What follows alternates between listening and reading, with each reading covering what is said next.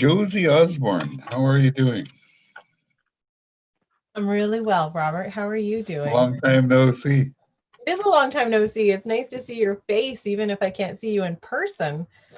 You're looking young as ever. What are you doing? You got yeah. Roger, how are you? Oh, you're on mute, Roger. There we go. It's been a long time since we've connected. Yes, it is. Yeah. Yeah. How are you doing these days? Keeping busy? Oh, I've been keeping busy, trying to keep up with Josie, what she's doing. But yeah, it's pretty hard task. Yeah. Are you still involved with the on the investment committee, the province's ABEC or IBEC now? No. No, neither am I. So. Yeah, there was too much. Too much. Yeah. Too much. Yeah. I got enough work to look after at home. I didn't need something else, but it was an interesting opportunity. Yeah. It was an interesting group, that's for sure. But same for me. I could keep busy enough without it. So. Is Elizabeth on here now? Elizabeth Cole? I saw her. Yeah, I'm here, Robert. Oh, good. How are you? I'm good.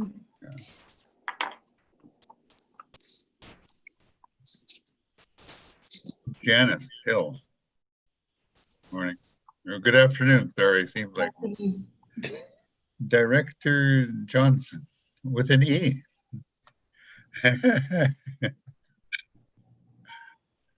So we're a minute away from starting. Good afternoon. Good afternoon, Bob. Hey, my brother, how are you? Hanging in, hanging on. Mr. Beckett, how are you doing? Robert here. Good, Chief. Good to see you. And I'm so pleased that you're presenting today. Thank you. Well, let's hope I do the presentation justice.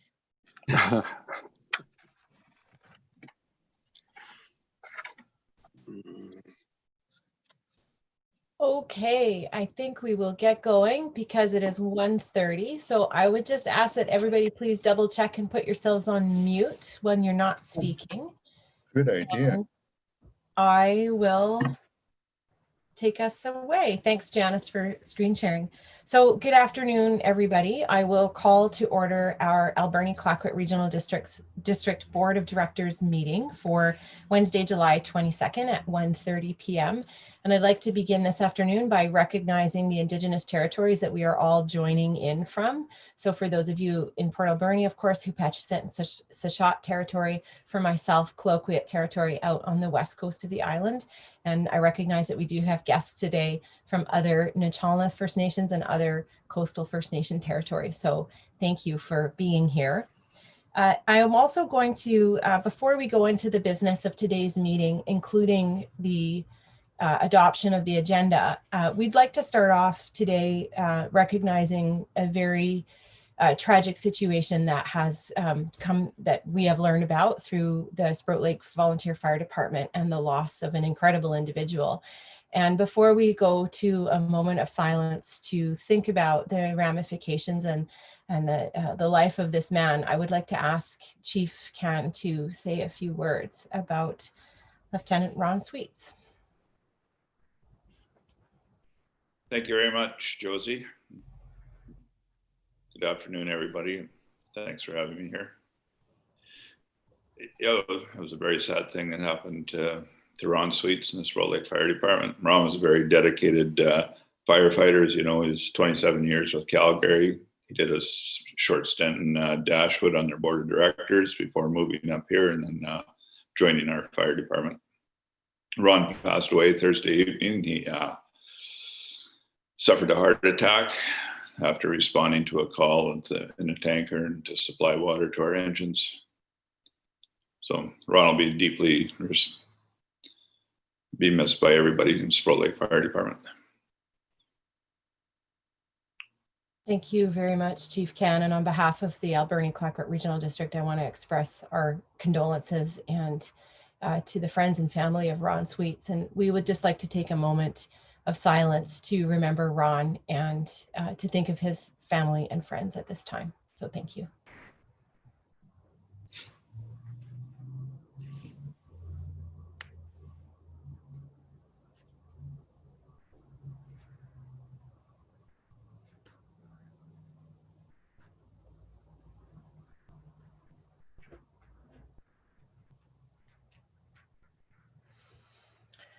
Okay, thank you, everybody. And Mike, you're welcome to stay for the rest of the meeting, but we do understand if you're not staying. Okay, so for the board, I'd like to draw your attention to the fact that we are working with the revised agenda today. So just to be sure that that's what you have in front of you. And we have a few late items for consideration.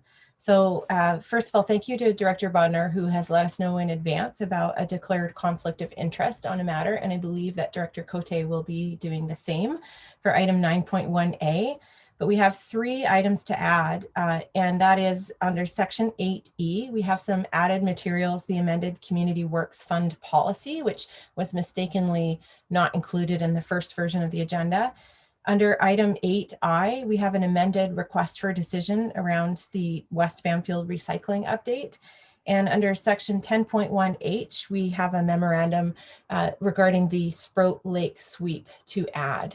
And then we'll also like to record into the minutes and the agenda today our moment of silence and words for Ron Sweets. So with those 4 items to be added, may I please ask for a motion to adopt the agenda with those additions? And I can't see everything. So moved, Roberts. Thank you very much, Director Roberts. And seconded, just maybe say your last name or, oh, Director Shannon, perfect, thank you. I'll have to adjust my screen so I can see everybody.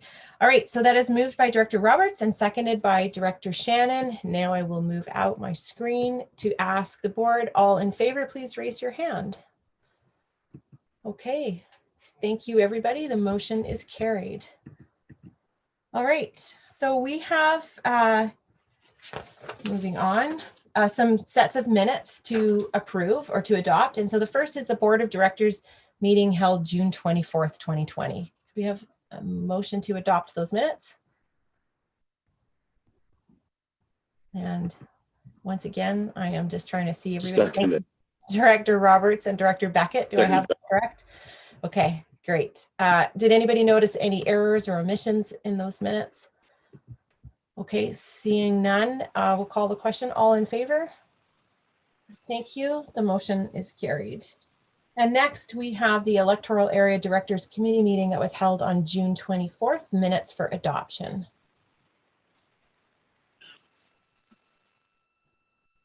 So moved. Thank you, Director Roberts, seconded by Director Shannon. And any errors or omissions from those minutes? Okay, seeing none, all in favor? Thank you. The motion is carried. Okay, so we're going to move into the delegations, and we have 2 delegations today, and they are both on the same subject. And first of all, we have Roger Harris joining us, and then we will be joined after that by Chief Robert Dennis from Huu-ay-aht First Nation. So Roger, you do you have a presentation that you're sharing with us, or are you? No, not at all. Okay. No presentation to look at. I'll just walk through some thoughts. Oh, great. That's terrific. Thank you. So you have up to 10 minutes. And so I'll just take a note of the time. And if we get to 10 minutes, I'll let you know. And otherwise, we have plenty of time for questions after that. So that's not included in the 10 minutes. So I will hand it over to you and let you take it away. Thank you.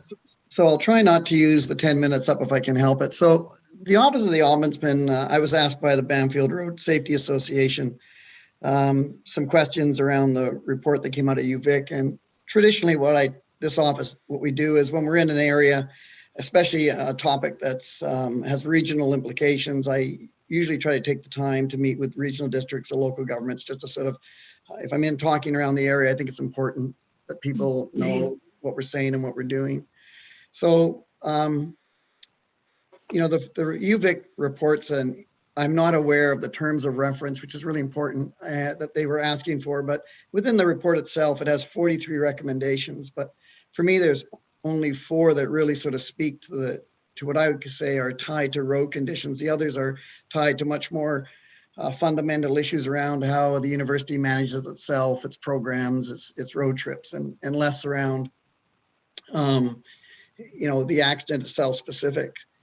But I thought, well, I'm not critical of the report in any way. I thought it missed an opportunity maybe to speak to the road in a way that I think might have helped advance the cause of a lot of people in your region to actually see that the road itself and the service that it provides improve.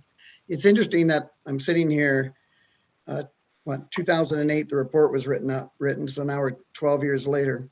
And to be honest, not a whole lot's changed in the last 12 years in terms of people's expectations around the road.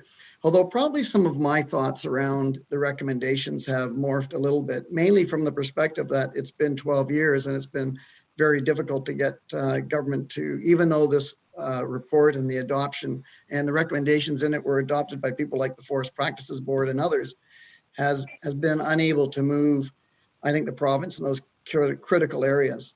So the critical areas for our office when we look at this is the province has a responsibility to provide equitable service to people around the province, whether you live in a First Nation or in a community like Banfield. And Banfield Road is probably one of the best examples of this gap in the system, specifically because there's a provincial asset at the end of it in terms of the research center that's advertised and by BC globally and internationally famous.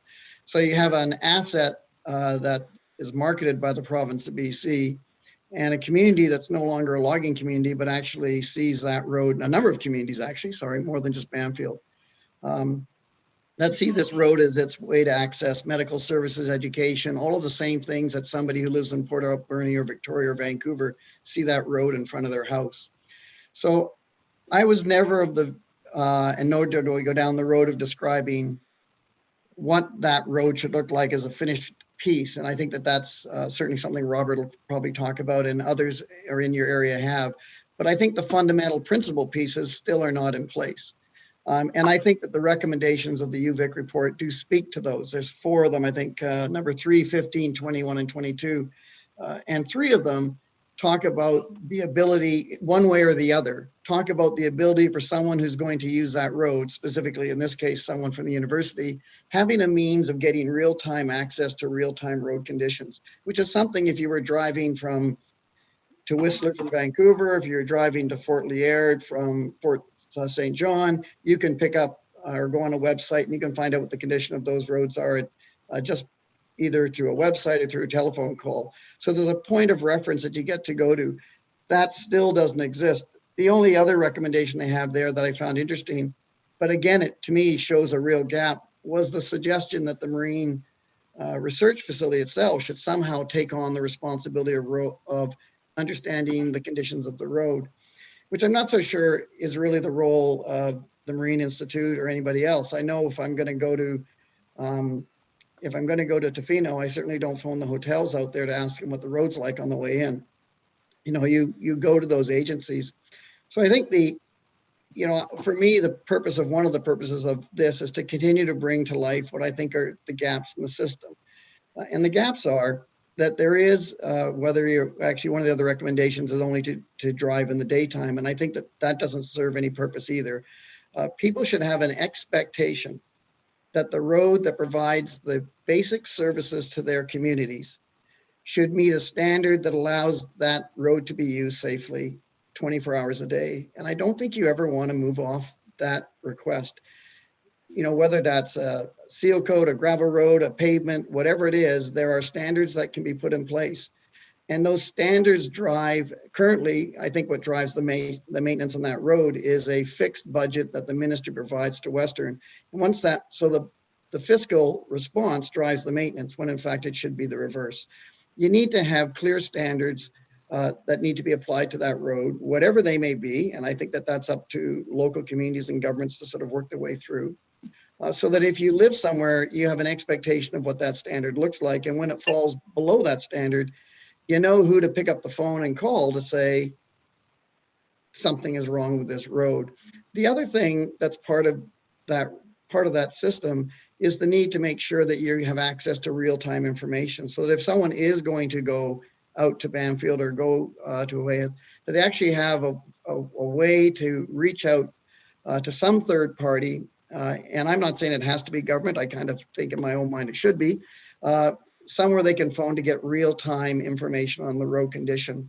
And the last complementary piece to this, which I think is equally important when you're looking at how you want to improve the quality of that road and get some predictability around it, is that currently the overlapping jurisdiction, basically who's got the authority on these logging roads, is all over the board. And in 2008, it was a problem then, and that hasn't fundamentally changed a lot. You really need to make sure that as you're changing the conditions of the highway, you also are changing or amending the regulatory and enforcement regime around who in fact has the ability to pull people over for speeding, issue speeding tickets, those sort of things. Because at the moment, that's a really mixed bag that is not going to, you don't solve one problem without solving the other. So, you know, I would encourage you to keep doing your work to try and push governments to make what I think is the right decisions in terms of addressing those, what I'd say, principled issues, and provide a service that, quite frankly, you know, 90% of the province gets on a daily basis, if not more. You know, in BC, there's, I think, 20,000 kilometers of paved road, but over 600,000 kilometers of logging road. And although Banfield may be the best example of a road that serves multiple purposes, not just as a logging road, there are communities around this province that suffer equally the same fate. And some of them are pretty large centers. So I do thank you for the opportunity just to present to you today. I think I'm well within the 10 minutes, which was my intent, but also to continue to encourage you to move on trying to improve this. You are principally in the right place. And it's an area that I think there's a responsibility from government, who is charged with providing equitable access to people around this province, to actually meet that obligation. So thank you. Thank you very much, Roger. It's really great to hear your words of wisdom. I certainly can relate, having a highway that travels in our part of the island here that goes through two jurisdictions, the province and the federal government, and the trouble that gives us, even though we're fortunate to have that all paved. So I would like to, actually, Director Bodnar, could you mute your iPad there? That would be fantastic. Thank you. And I would open it up to directors now for questions for Roger. And maybe Director Beckett wants to lead off.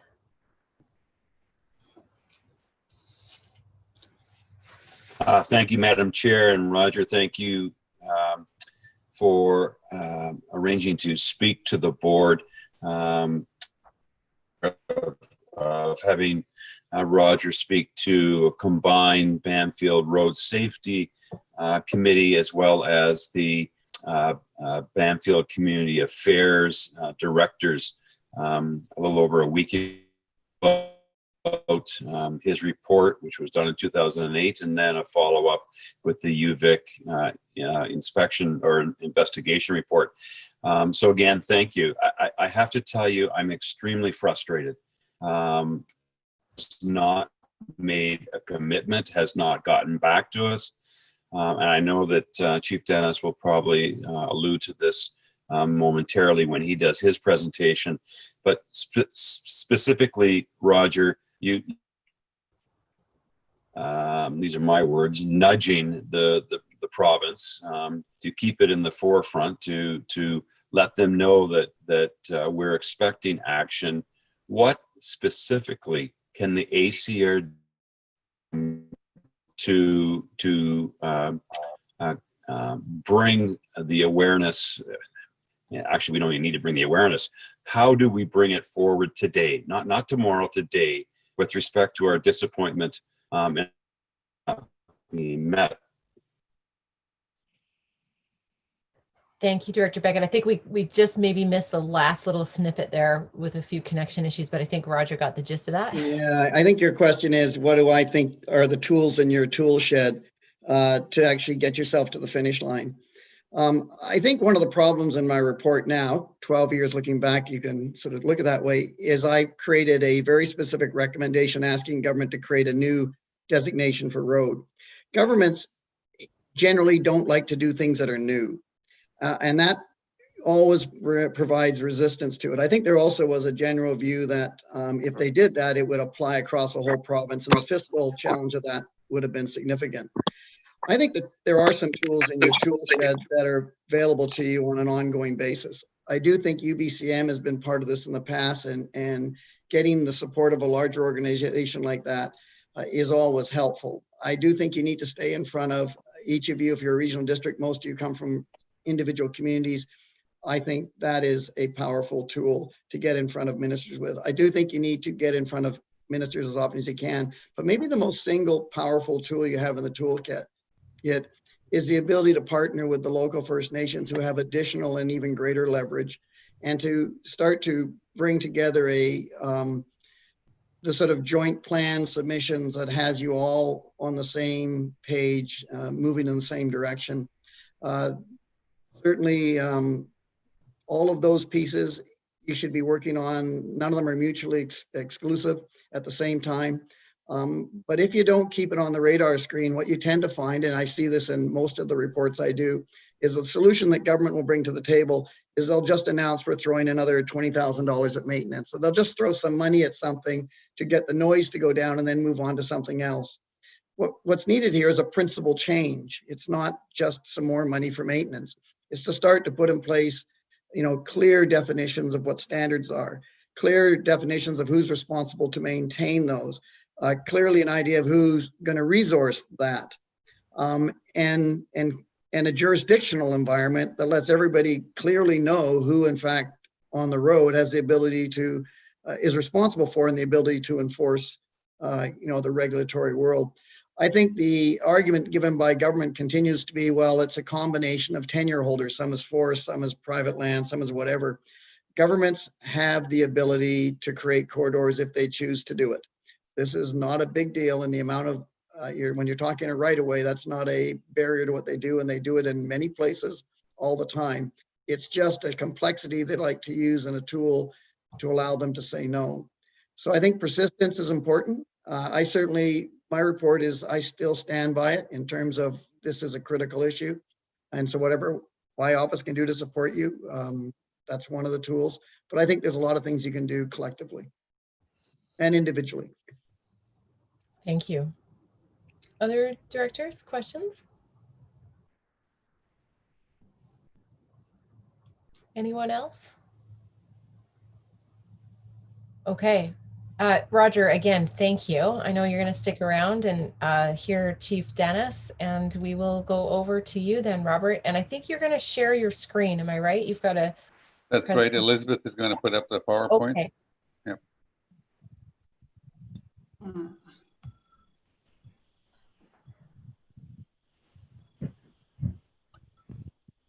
Thank you, Elizabeth. This is the Banfield Road Safety Upgrade.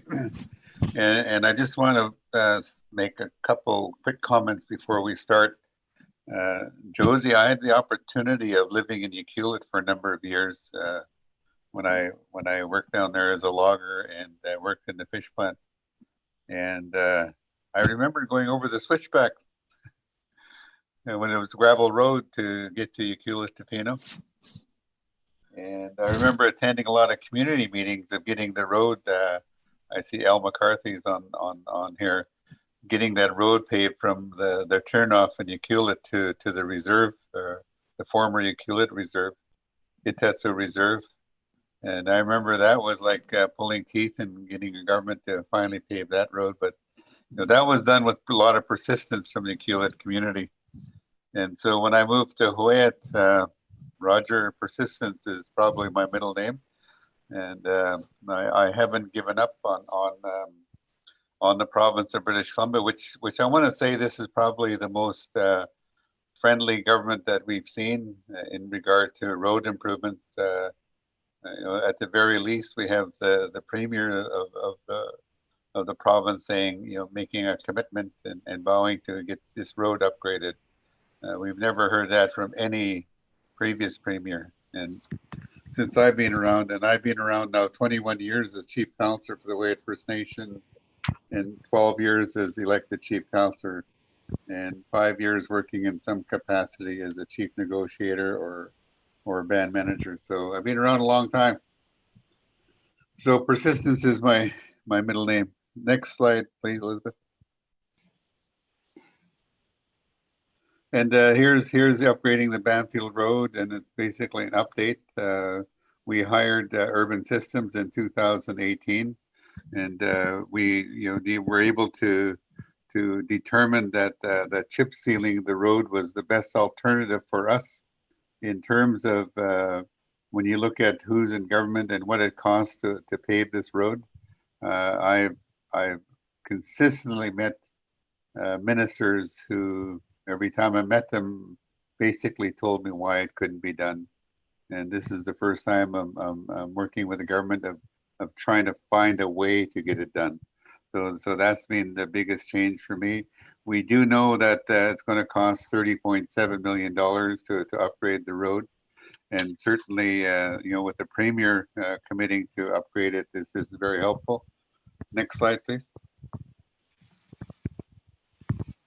The project details. One of the things that we look at is the busiest time of the year is during the tourist season, and that's when we get about 70% of our traffic.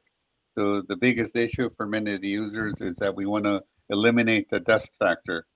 And just recently, we unfortunately had one of our workers ended up in a very serious accident where he ran into a logging truck due to the dust issue.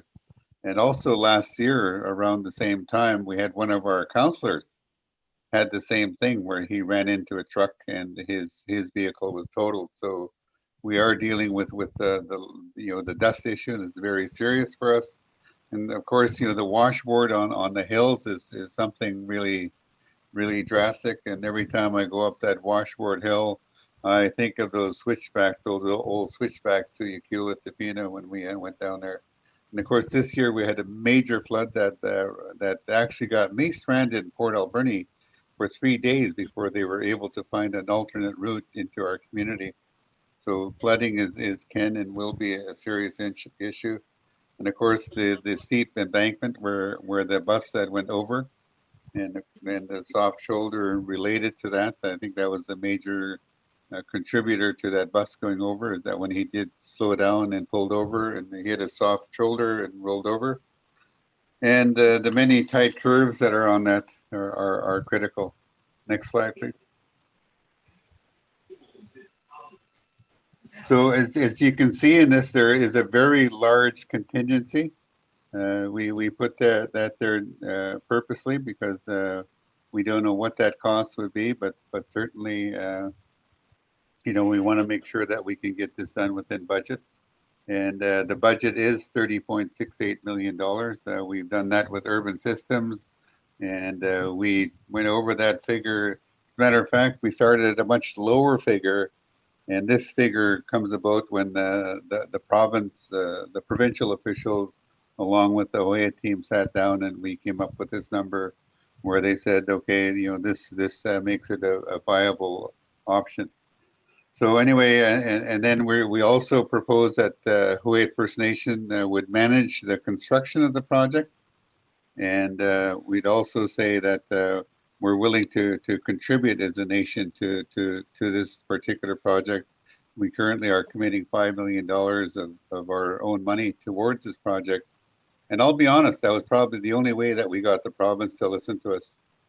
And as soon as I mentioned we're willing to contribute, that changed a whole dimension of this and what we're doing. So, and then also when we get to maintaining the road, the province will continue to contribute to the maintenance of the road.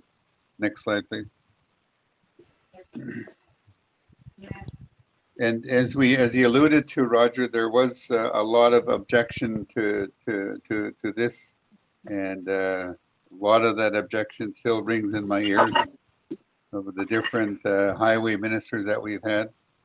And I've had to go to Victoria and just get dismissed within minutes going to Victoria. And I won't mention any ministers who, how they treated me. Some were very respectful, but others were very dismissive, as more or less saying, "What are you doing here? We don't have time for you." And that was more so in one government than the other. I think I can honestly say that the NDP government is more willing to listen to us. So, and then the other objection that I seen over time was that where they were talking about it's not feasible to do. Well, we've spent a lot of time proving that it is feasible to do, and certainly that with more traffic or more accidents, it's too late to restrict traffic. We gotta look at things. Why does this need to be done? And you only have to look at the Port Renfrew road there since they upgraded that road, and how that has been. So to me, there's no doubt in our view that chip sealing is feasible, and that is something we're very committed to. Next slide, please. So to me, that's really important to fix this road. As you can see, there's multiple reasons or why we need to fix this road. It's very, very important. But for me, it really rings out when part of my history is that 8 of our people were killed on this road when, in my view, it didn't really have to happen. We didn't have the dust factors, and we didn't have the poor road conditions. The likelihood of those people being killed would have been less, in my view. And then certainly, I deliberately opened this meeting by mentioning that old switchback to Topino Ukilit. And I can remember what the economy was in Topino Ukilit back in those days. They were the ones making these same arguments that I'm making today. And that's one of the reasons why we need a road. It enables us to diversify our economy. And I take my hats off to Topino and Ukilit, and looking at the economy that they have compared to what we have. I'm very envious.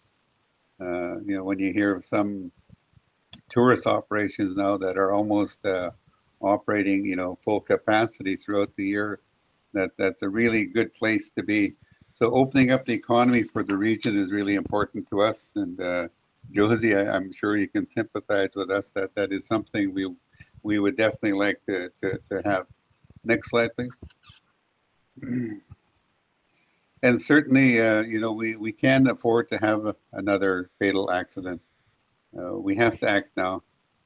And the only way we're acting now is that we're very fortunate as Hawaiian First Nation that we have a lot of support from different Indigenous organizations. The Toronto Tribal Council has forwarded a letter, the Mono Treaty Society, the BC Assembly of First Nations, the Union of East Indian Chiefs, and of course the First Nations Council have all submitted letters of support. And so the very fact that we, and then also we have Mosaic and Western on side. So the stakeholders are all on side. That's key. It's no longer an obstruction to us moving forward. And for us to go to the province and say we have all the stakeholders on side. And I remember, Bob, when we had a meeting in Banfield where we had all the stakeholders in that room at the Anakla Government House when we met in the council chambers, and that room was filled with stakeholders, supporting this project. So I'm very, very happy that we're there, and to have our MLA Scott Fraser on side. And if those of you know, he has been fighting this really hard, and of course the premier, coming out and vowing to upgrade that road has been very important for us. So what I look at is it's when I meet with the province, let's find a way to do it rather than finding a way not to do it. That has been my basic message, and that has been my most persistent message. And by the way, if you're not willing to contribute, I'm willing to contribute. What does it take? You always say that we're 5% of the population of BC. I'm willing to contribute 5% of the project. So as you can see, we're actually contributing more than 5%. And that to me has opened the door with the province, and we're going to be persistent. And as I told the premier, if you don't do it, you'll be hearing from me till the day I hit the grave. And he jokingly said, "Oh, well, looks like we got a long time to wait, eh?" So anyway, that's where we are with this road, and I ain't going to give up on it, and I'm going to push as hard as I can. And people worry about that Banfield might become another Topino. but nothing wrong with that. We all have to make a living. We all need an economy. And the economic gap between First Nations and general society is huge. So we're working really hard to close that gap, and we figure this will be one of the ways that we can do it, and we'll employ or improve our economic opportunities with an improved road, diversify our economy, and those are all good things. So thank you for listening to me today. I appreciate that. Thank you. Thank you. Thank you very much, Robert. It's really good to hear it straight from you and see your face here on the screen to share your perspective directly from Huu-ay-aht. And I really appreciate the context that you've set. And I think between what you have presented to us and what Roger has presented to us and advised us about gives us, especially for those of us who don't live in Banfield and Anakla area, a much more kind of direct feel for the possibilities here. And I really appreciate the way you framed it in the what we can do versus the here's why we can't do it. I would like to open it up to the board members. If anybody has any questions for Chief Dennis or any comments you wish to make. Director Haggard, please. Thank you, Madam Chair. Chief Dennis, I'm Debbie Haggard. I am a city councilor for the city of Port Alberni, and I'm appointed director to the Alberni Clay Clot Regional District Board. Thank you for your presentation. I learned a lot and I took lots of notes. But one thing I don't think people realize is the economic prosperity for Banfield, but also the economic opportunities for the Alberni Valley. So I think we really have to talk about that as well, more than what we do. I don't think people realize what is at stake here. And also, I think last year the regional district did send a delegation at UBCM. So I don't know if staff or the board have talked about that, but part of that persistence is maybe we should do that again. So thank you. Nice to meet you. Yeah, thank you, Deb, and thank you for your comments, and nice to meet you also. And certainly, I have met with the mayor of Port Alberni, and there is one commonality that we do have. And as if that road is upgraded, the benefits that it'll bring to Southport, and certainly be help to upgrade that area in terms of traffic and that kind of stuff, and probably from South Vancouver Island, it certainly opens up this corridor, which I think is really important. Again, it becomes the same argument that was used when they opened up and paved the road to Pino. It just became the most logical thing to do because of the economic benefit. And then certainly too, we will be attending the Union of BC Municipalities meeting again. And like I said, persistence is my middle name, and whoever I got to meet there to knock on doors, or even I know one of my last meetings with Minister of Transport was I seen her on the escalator and I stopped to talk to her. So I take every opportunity that I can to talk to him. Thanks, Ed. Thank you very much. We all know that the best business gets done on the escalators. Director Craig. Thank you very much, Josie, for seeing me. Chief Dennis and Mr. Harris, my name is Pam Craig, and I'm here as an alternate director today. But I am the chair of the School District 70 Board of Education as well. And this project is an absolute necessity for our region. We have students that travel that road regularly. We've got students and families that are part of our district out in Banfield area. And this is such an important project. Being a longtime resident of the area, I know about the tragedies that we have suffered over many, many years because of that road. And it is definitely, as Chief Dennis says, time that this was completed. And it should not be at any barrier at all. And I was really pleased to see that the Premier actually came to our community and walked that road to see just exactly what we've been talking about. So thank you both for so much of your hard work. And we look forward to bolstering up behind you and making sure that we get through all this in the next short months. I think that this final decision needs to be made within the next year. Thank you for recognizing me. I'd just like to respond to that. Thank you very much. And certainly, the Premier did come out our way, and he did spend a day with us, and it was a good day. As a matter of fact, he overextended his time there. I remember his entourage were telling him, Premier, your time is up. And he said, no, we're staying here till we're done. That was a really good meeting. And one of the things I am pleased to say today is that the submission for this is going to Treasury Board, and it's going under the auspices of a COVID-19 project. So that's something that, let's cross our fingers and hope that it gets approved in that process. Thank you.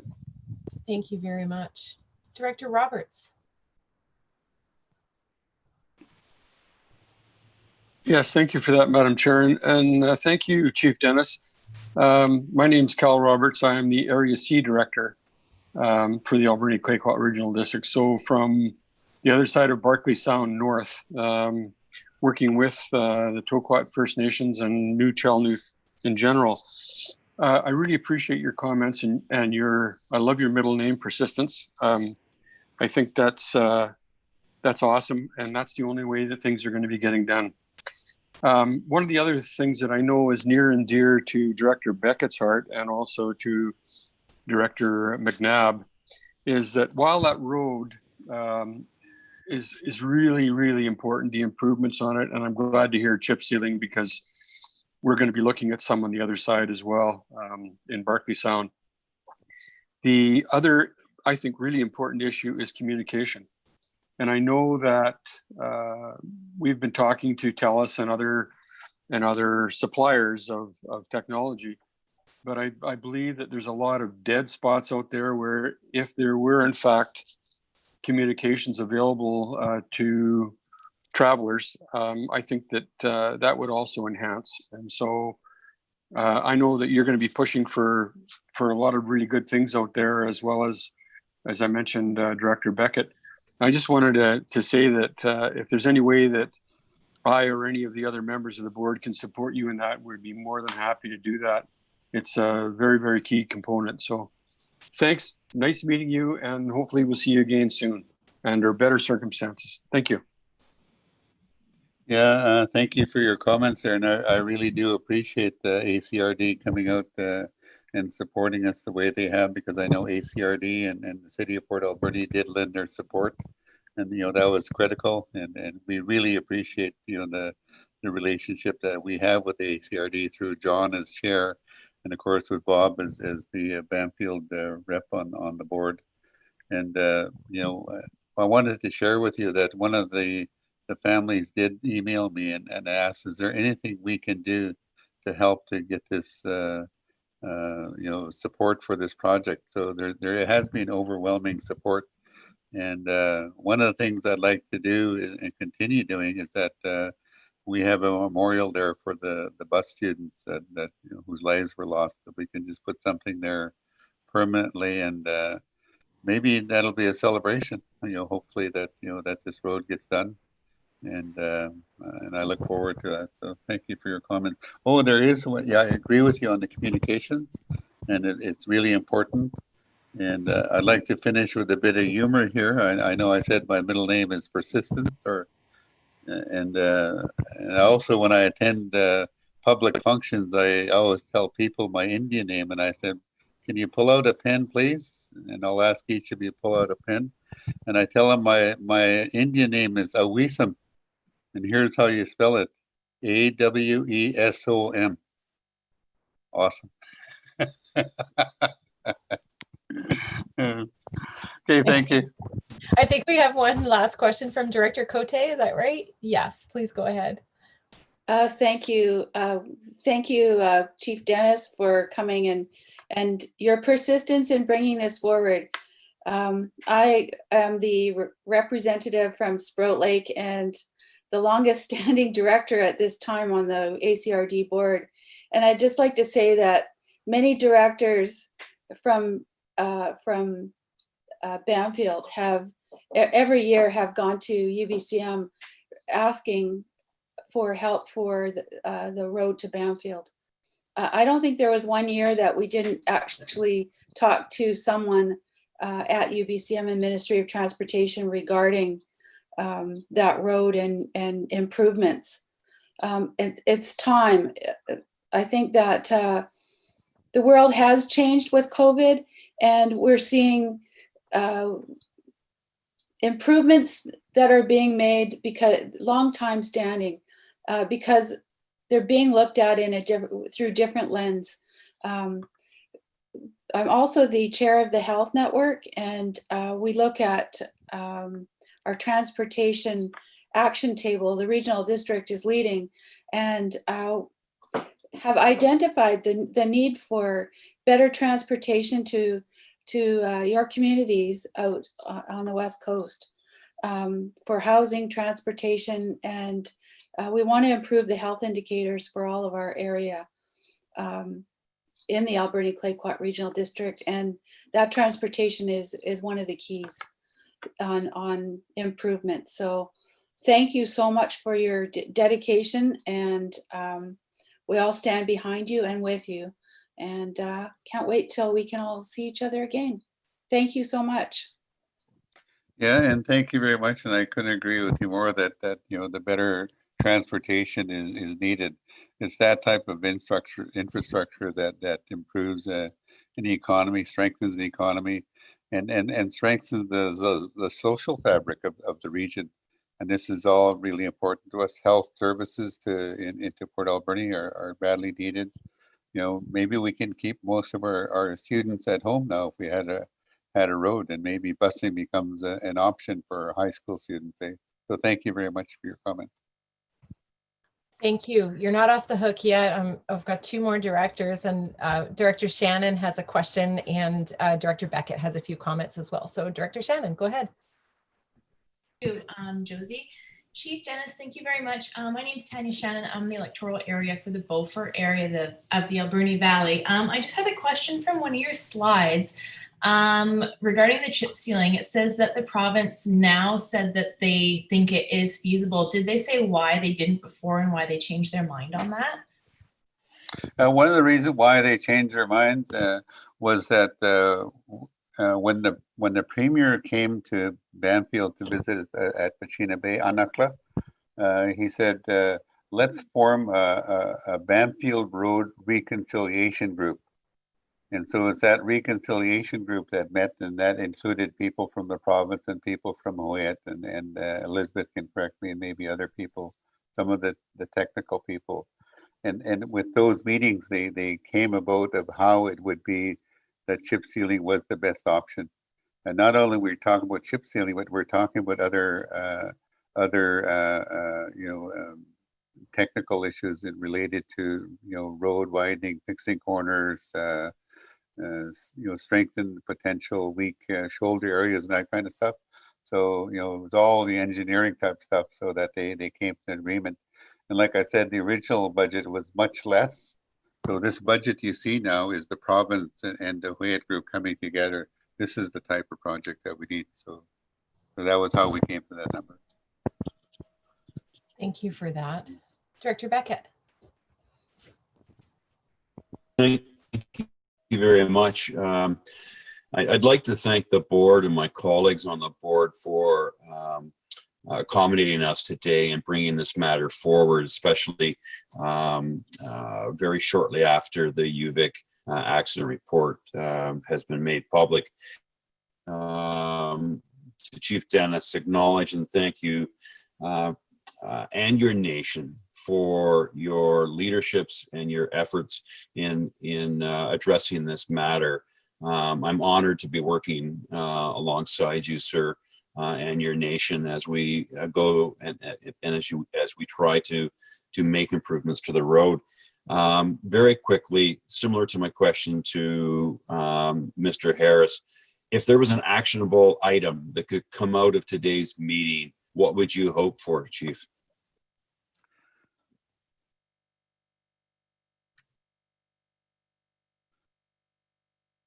One of the things that I would hope for, and I want you to see my face while I say this because it's really important to, I think that we should keep the foot to the gas pedal and contact the premier and Scott Fraser. Like that's the only persistence I see right now. And certainly if people could find out who's on the Treasury Board. That becomes another alternative, connecting that way. Trying to get as much support as we can in Victoria. Of course, giving our MLA a call. I mean, MLAs, as soon as that phone is off the hook from different constituents, they intend to be more active. And I think that would be something that could really help us, what I call over the finish line, where we either get a yes or we get a no. And, if it's yes, I'll be celebrating. If it's no, I'll be preparing for the next round. So I'm very hopeful and optimistic where we are, because this is the most attention that we have received from the province. So I think everybody has to become just as persistent as Kuwait has been. Pick up that phone and give our MLA a call, give the Premier a call. Those are all things that are needed. Thank you. Thank you very much, Chief Dennis. And Roger, Elizabeth, and Robert, thank you all for being here. You have clearly given us even more fire in our bellies, and I really appreciate that. As locally elected officials, we certainly understand what it's like when we have a lot of people calling us. And so if in turn that is what we can help to do by raising the profile of this issue to the province, then I think that is what you will find us doing. And later today on our agenda, we are discussing our UBCM minister meeting appointment schedule and who we would like to try to meet with. And I think this topic will come back up then. So thank you all for being here with us today. Josie, with that, there might come a time that maybe we want to coordinate a visit with a particular minister, or even with the Premier. I think that would be like if we had the mayor and somebody from ACRD and ourselves in a joint meeting. I think that's something worth considering.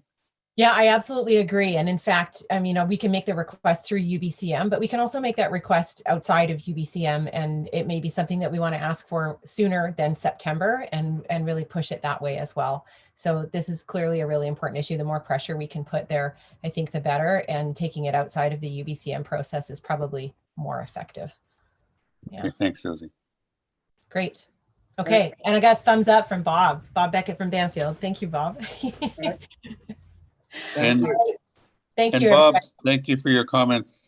Greatly appreciated, and good to be working with you and trying to improve things for the people we represent. We have a big task in front of us, and I know you're going to be marching forward, and I'll be right with you. Thank you.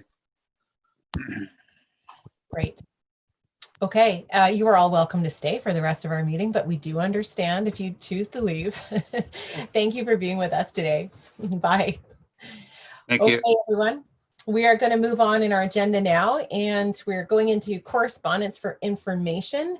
We have 6 items before us. Is there anything that anybody wished to pull out? Seeing none, then a motion to adopt or to receive the correspondence would be appreciated. Thank you, Director Craig, and seconded by Director Roberts. And nothing to discuss there, so I will call the question. All in favor? Thank you. Any opposed? We have a couple of blank screens and one person on the phone, I think. None opposed, then the motion is carried. So thank you. Okay, moving into our first request for decisions, we have the 2019 Statement of Financial Information. And did either Doug or Terry have anything you wanted to add to the report that was in our package?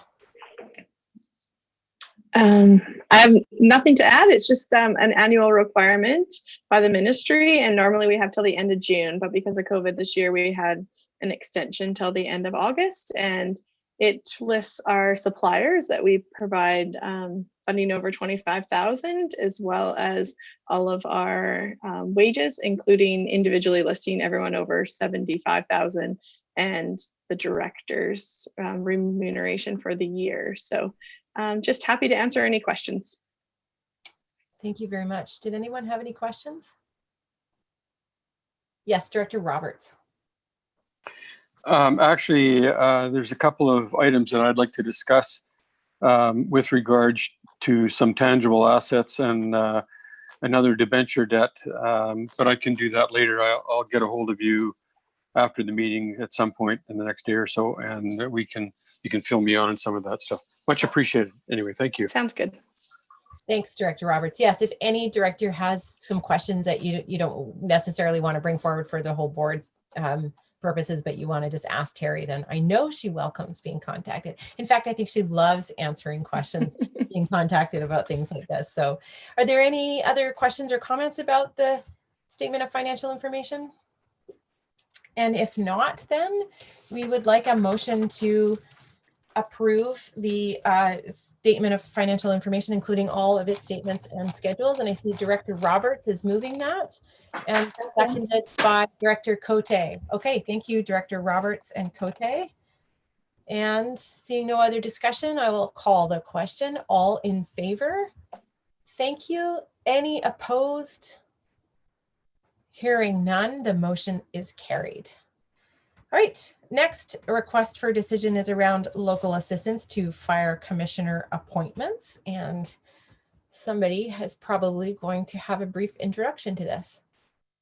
Madam Chair, this is just an updating of our understanding of how these appointments are made. We've come to understand that they should come from the board. So some of them are retroactive, some of them are prospective, and Charlie is here if you have any specific questions about the content of the report. Thank you. Thank you very much. Does anybody have any questions about this? Yes, Director Beckett. Thank you. Report, and it certainly is important to establish these individuals or to renew them as local assistants. My only comment is that along with becoming is a set of responsibilities that it is not just a matter of putting it on paper. We have a responsibility to ensure that these individuals are equipped with the appropriate training, and that's an onerous task, especially for some of these smaller volunteer departments and chiefs. And I just want to make it clear that but we have to provide them with the tools, and there's a cost associated with that. Thank you. Thank you.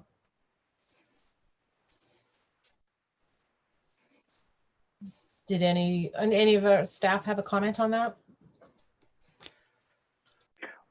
Madam Chair, only to say understood and absolutely agree. Thank you very much for that comment. Great, thank you.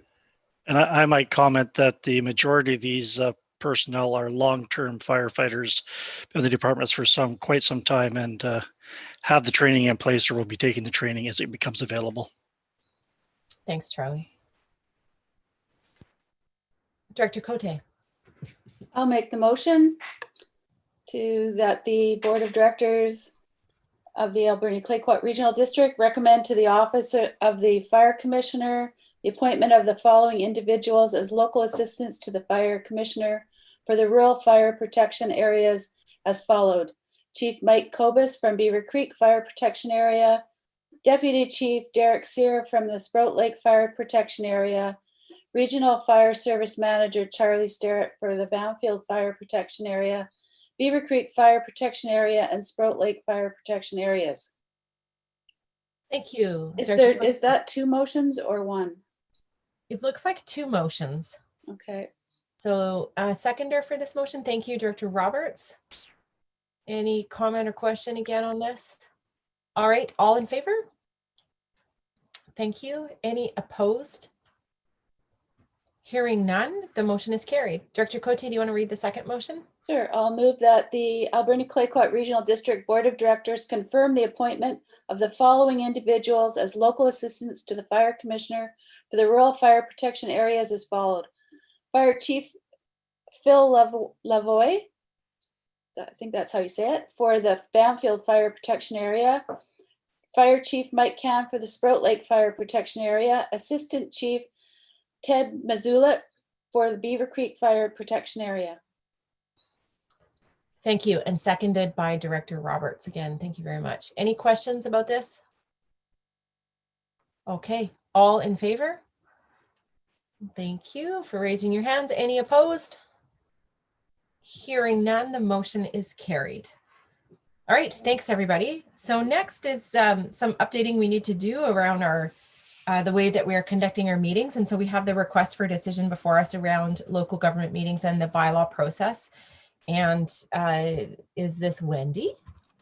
It is, yes.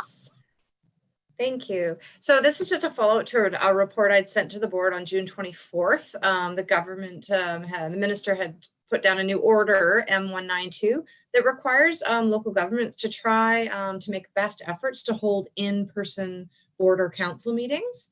So we've been investigating options, looked at several sites, but we do need some more time just to look at safely making sure directors are all spaced out. There's electronic sound requirements. So we're recommending that the board pass again a resolution as required by this order to continue holding board and committee meetings via electronic means until August 31st. That'll just give us a bit more time to investigate the best location to hold our meetings in person.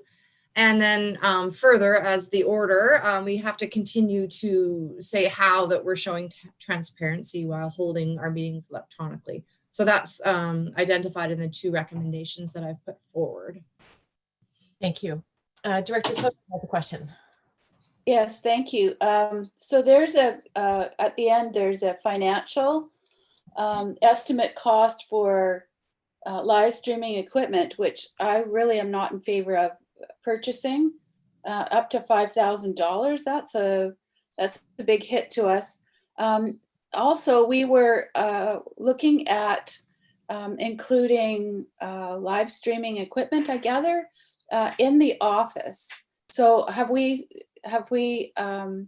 sort of abolished that idea now and moving that forward, or because it doesn't seem that we'll be able to hold our meetings in the regional office anymore for our whole board. So I just have a question around that. Thank you. So our IT manager has done a lot of investigating. We're ready to go with getting the equipment for the boardroom, but it hasn't been purchased or installed yet. This equipment for off-site live streaming would be required in order to live stream board meetings.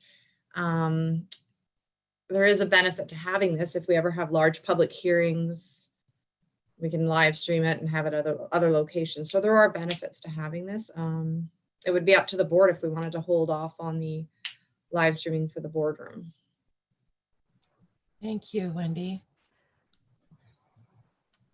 Is that your hand, Director Bodner, or I think she's making an adjustment. Are there any other questions or comments? Director Shannon. Thank you. When we were doing budget, did we not budget for some equipment? Could the equipment that we budgeted for the boardroom go towards this mobile audio equipment, or am I not remembering correctly? Yes, we did budget for equipment for the boardroom. I just get Terry to come. Terry, that was out of general government as well, right? So it could be used for this? Yes, it definitely can. Yes. Thank you. Anyone else? Director Shannon? Yeah, no problem. And then we'll go back to Director Cote.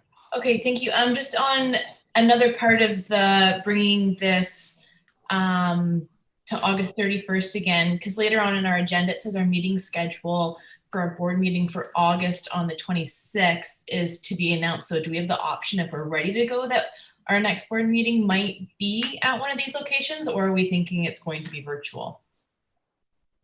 I'm pretty sure we'll be virtual until the end of August. We're just not going to be ready.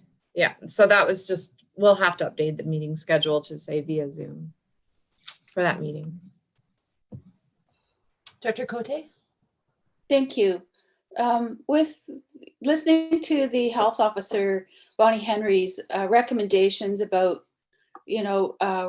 looking at the possible increase in COVID cases coming into our communities, I am not feeling comfortable at all about coming back to the office or possibly even meeting in person. So I would really like to continue on with our Zoom virtual meetings. I think that there is the opportunity for the community to see us and make comments. It's on our website for follow-ups. I think that I feel quite confident with continuing on with the way that we're doing business today. It kind of bothers me at this moment that the government is trying to ask us to start hosting public meetings when there really is no truly safe way to do that at this point, in my opinion. So anyways, I would like to make the recommendation then. Well, sure. If there's, does anyone else have any comments? It doesn't stop us if you put the motion on the table. We can certainly continue to talk about it. Okay, I'll make the recommendation that in accordance with the Ministerial Order M192 and to protect the health and safety of staff, elected officials, and the public, Alberni Clayoquot Regional District Board and Committee meetings continue to be held without members of the public in attendance until August 31st, 2020, in order for staff to finalize plans to safely hold in-person board and committee meetings while adhering to public health officer recommendations and requirements related to the COVID-19 pandemic. And further, that in the interest of openness, accountability, and transparency, the ACRD board and committee meetings continue to be conducted via Zoom, video conferencing, and live streaming on the ACRD board website. Thank you. Is there a seconder? Thank you, Director Craig.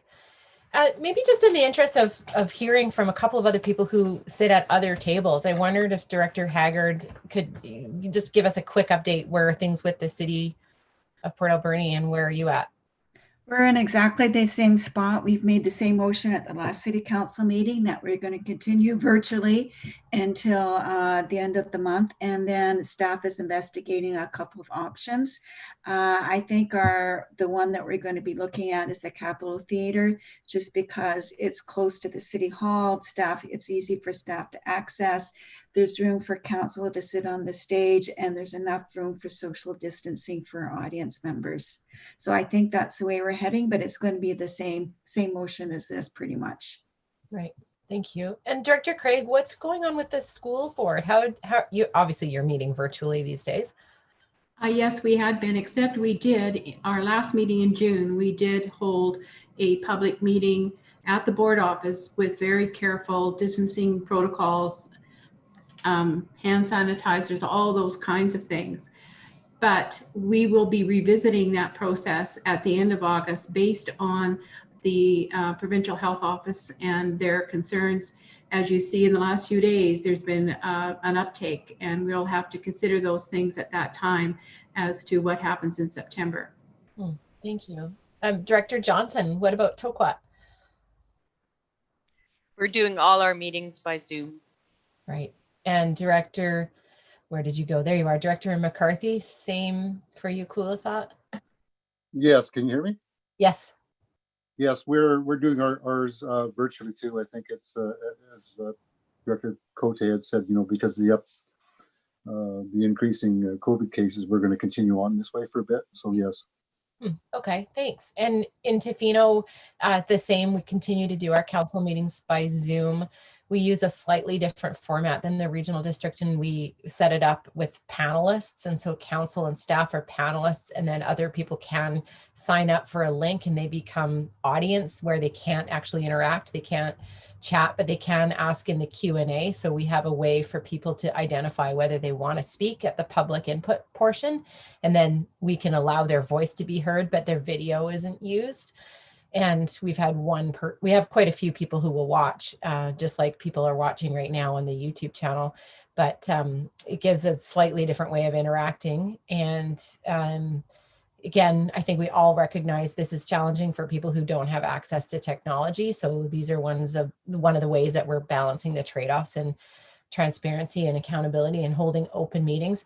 We did just hold a public hearing on Monday night, and we did it in our community hall. So we had council up on the stage 2 meters apart. It was like a Margaret Atwood novel, looking out on the audience because they were all spaced 2 meters apart, and we were slow and deliberate, and we had a mic and people came up and introduced themselves and had their words to say about the public hearing matter. But it went quite smoothly. So it gave us a little bit of insight into what it feels like to be in person. So Director Cote, I hear what you're saying about just continuing to be concerned about health impacts or risk that's taken in person. And I also want to acknowledge the recent last few days and the uptick, and just acknowledge that every director is going to feel like in a different place. And so it's really important that we're open and honest about how we feel. And if it's not something that you want to talk directly about in an open board meeting like this, I think you can contact our staff or the chair at any time just to discuss how you're feeling about things. And we'll continue to do this. And it looks like maybe we'll be a little bit on a month by month or so basis as we reevaluate these decisions. For those of us who travel far to get to the board meetings, I have to say I kind of like the Zoom too, but at the same time, I miss seeing you all in person, and certainly chairing meetings is very different when you don't get the visual cues from body language and facial expressions. And so we're going to continue to do our best. And I want to say to the staff, thank you for all the diligence and work that you're putting into this. And we'll consider it again in a month, it sounds like. So with that, we have the motion on the table. And unless there's any other final questions, I will call the question. Okay, all in favor of the motion? Thank you. Are there any opposed? Hearing and seeing none, I'll declare the motion carried. So thanks, everybody. Okay, so now we're going to have the discussion that we have every year, only this year on Zoom, about our meeting requests for the upcoming UBCM meeting with ministry staff and ministers, and then the premier. And I think we already know one of the requests and we want to make, but maybe we want to make that outside of UBCM, is to continue this discussion about the Banfield Road. And we could do that with Huu-ay-aht First Nation. And I wanted to open it up. And I just wanted to say, when you do present, if you have a specific meeting that you're interested in bringing forward, just to not only say who, but why. And that's what our staff needs to help put together the notes that we go into these requests with. So who would like to start? Director Cote, go ahead, please. And then Director Beckett. Okay, thank you. I'd like a meeting with the Minister of Health regarding health networks, to do a report, present our report annually, and to ask for continued support for health networks. And I have actually asked to do this jointly with other health networks from Island Health. I have presented a letter shared a letter with staff that I've been sharing with other health networks, asking for a joint meeting with Minister of Health for UBCM.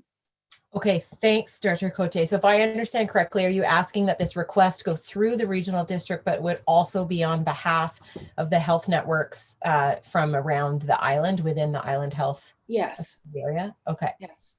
Okay. Does anybody have any questions or concerns about that? Does staff have any questions about that? Does anybody need more information on that? I have shared the letter with Wendy Thompson, so okay. Yeah, so I do have some background on that. Thank you. Great. Thank you. Okay. Anything else, Director Cote, or I'll hand it over to Director, who was next? Sorry, Beckett, I think. I'm sure that we'll be getting something regarding Ministry of Transportation. So yeah, thanks. Go ahead, Director Beckett. Oh, Director Beckett, actually, when you speak, I think if you turn your camera off, you will have a stronger connection. You cut in and out a little bit when you're speaking, but if you turn the camera off, I have a feeling we're going to hear you more quickly, or more better. We're going to hear you better. More better. More better. Yeah, then you can't see my, you can't see my charming and good looking. Yeah, and I am having trouble but my internet, it seems to be not as strong as it normally is. So can you hear me? Yes. Can, And now we can't good, hear you. perfect. So, okay. So with respect to the Banfield Road, I would like to press on, as you had with this matter going to Treasury as early as September. This is the time. This is the time for us to try to move it forward and create that awareness. So, you know, while you know, to use the fall at UBCM, I think we're better off trying to get a meeting with the Premier ASAP. So that's how.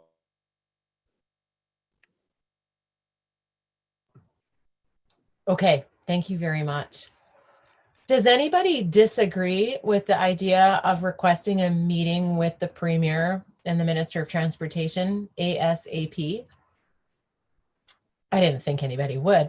So I would suggest when we get around to making motions that we'll just make that as a separate motion and ask our staff to request a meeting with that. And I actually think it would be quite powerful, and we can check in with Robert, of course, around this, but to have the meeting request maybe put forward as a number of local governments. So if this is coming from the regional district, the Huu-ay-aht First Nation, the mayors of Port Alberni, Ucluelet, and Tofino, et cetera, I think that gives it a bit of heft. And I don't want to overdo it here, but I just want to say it really spoke to me when Chief Dennis spoke about, kind of what happened to the West Coast when the way that they pushed for the road back then. And so I think having a couple of West Coast mayors and talking about the importance of that will help emphasize that point.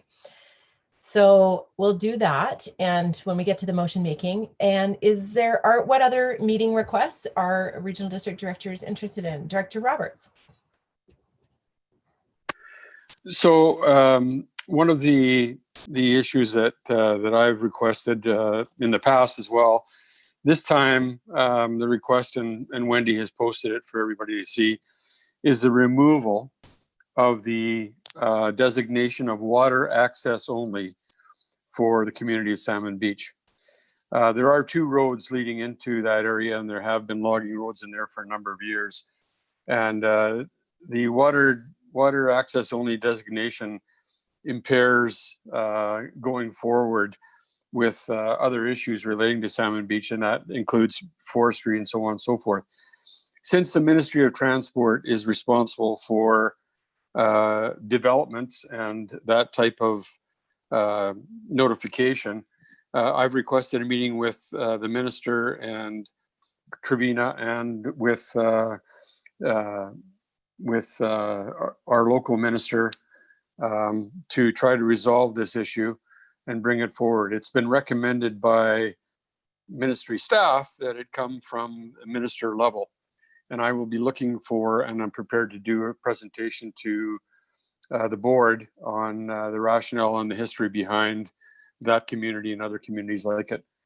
So I'm looking for support from the rest of the board members to pursue this, and as was mentioned, probably sooner than later. Now I understand that the meetings are basically set up prior to UBCM on the, I think, 13th and 14th or 14th and 15th of September, and maybe Wendy can correct me if I'm wrong. But yeah, I think it's important. So I leave it with you to have a look at, and if you have any questions, and as I say, I'm prepared to talk to it at one of our board meetings. And thank you.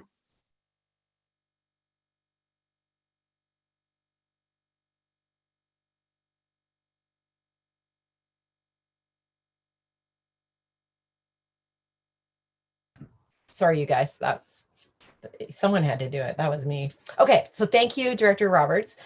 A question for you. Is this something that's been discussed at the Salmon Beach Committee? And is this like a position of the Salmon Beach Committee as well? There has been discussions over over periods of time on this. And as I say, last year at the UBCM, we presented it to staff, ministerial staff, and with no avail. And subsequently to that, I've received some comments from staff suggesting that it has to come from the ministerial level. So yeah, it has been discussed in the past with Salmon Beach, and there was agreements by the community as a whole. So that's sort of where it's at right now. Thank you. Okay. Yeah, thanks for that. So I think a good way forward would be to make the meeting request, but I think that it would be more powerful to go to a meeting where you have that agreement or a letter from the Salmon Beach Committee. And as well, I would ask to Toquat Nation, and maybe Director Johnson has a comment on this around, because the implications of changing the designation from marine access only to road and marine access will have, just like we were discussing the Banfield Road, there's some discussions around that Forest Service Road as well. And Director Johnson, did you have any comments that you want to make, or is there any position of the Toquat Nation that you're able to share? I don't have a position so far. It might be good to bring it to our attention. So executive meets regularly, so I don't know. And of course, Director of Operations is on holidays right now. So in early August, maybe it could be brought to an executive for discussion at least. Yeah, I'm not 100% sure how to go about that. And that's A-okay. Thank you for that. Sorry to put you on this spot. I think where I'm going with this is I just think that if the regional district is going to make a request to meet with a minister and put something like this forward, we need to make sure we do our homework. And we want to be able to support you, Director Roberts. And so I think a little bit of homework on with the Salmon Beach Committee and talking with the Toquat Nation in whose territory the community lies would be some August style homework we could do leading into a meeting that could take place then at September. Is that okay, Director Roberts? Yeah, I'm okay with that. I don't. I'll have to discuss it with the community, I guess, with the Salmon Beach Committee. Your comment about road and water access. There is no request for water access only. We want that removed. And the only other thing that would come out of that would be the recognition that there are roads accessing Salmon Beach. And we'll look forward to looking for improvements both for the Toquat Nation and for other communities out there as the roads are mostly in deplorable condition. But the principal comment is removal of water access only designation from that community.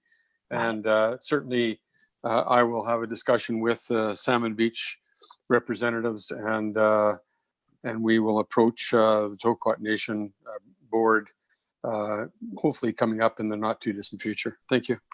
Thanks, Director Roberts. And Doug, do you have any comments on this, or is there anything that you need at a staff level at this point? You're listening to all this? I am, Madam Chair. Thank you. Absolutely. I think we've got good background here. I think that we could request a meeting and follow up with the Toquat Nation's response and input subsequently. I think I would agree that it's a much stronger meeting if the Toquat Nation is in agreement. So we could, if this is the wish of the board, we can conduct ourselves simultaneously. Thank you for that. Okay, Director Minions, I think you had your hand raised. Thank you. And I think I apologize for being late today. I was in a lunch meeting that went very long.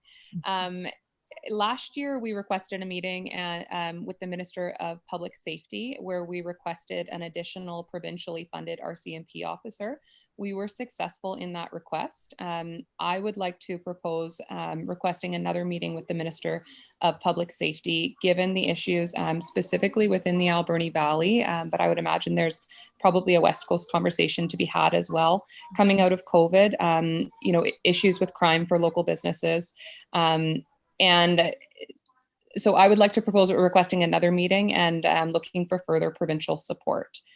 And I can give more background if anyone would like it, or I can give it closer to the time.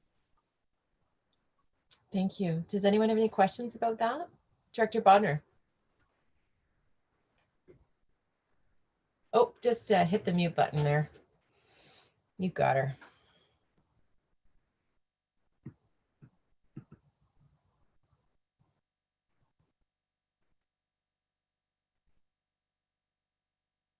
Oh, Director Bonner, did you want to speak?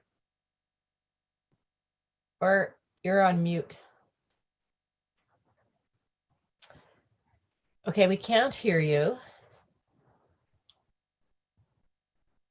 We can't hear you. Yeah, you just gotta, you're still on mute.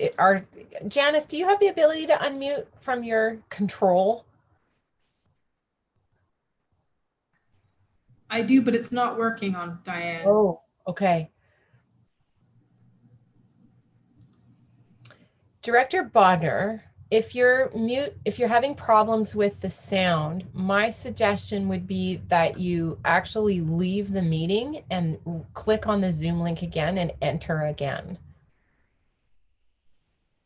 Okay. So yeah, enter again. So, okay, Director Bodner is going to leave. Oh, hang on. Oh, is that better? Oh, yeah. Now we can hear you. Okay, go ahead. But I have my phone on, so I'm talking to you through the phone. Sorry about that, but I do have another issue. Can you still hear me? Yes, and we're just if you, my question was if anyone has any questions about Director Minion's suggestion or idea to meet with the Minister of Public Safety and Solicitor General. Is your comment about that, or is it a new item? Well, I could bring this into this as well, and this is regarding a safety concern as well. This hole in the wall is becoming a nightmare, and I know we did speak to this and address it at the UBCM last year, and I haven't heard anything later.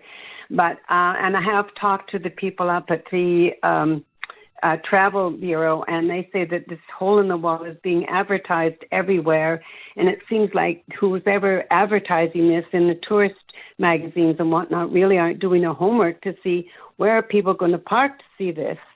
And there is even open, an RCMP file is open now because people are driving up there and are actually blocking entrance to in and out of that road. So people would be towed if they're blocking it. And there's signs up saying no parking fire lane that Mosaic has let us put up there. But people have run over those signs and they get bent and even to park there just is no room to be parking there, period. So if this is going to go under safety, I would certainly support that. Or under tourism or to Mosaic, it just seems like this is becoming more and more of a problem. Thank you very much, Director Bodner. Doug? Thank you, Madam Chair. There's no question that the concerns that Director Bodner raised are easy to see just by driving by that area every day. There's an awful lot of cars in and around the entrance to that area. It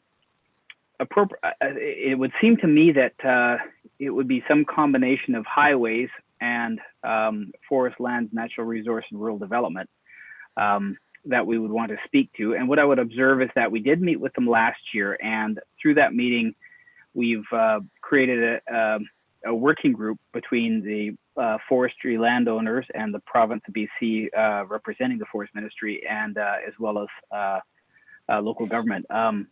That particular one is a tricky piece because so I guess before I get into that, So that, I think there's an active forum to try to address that one now. I don't know.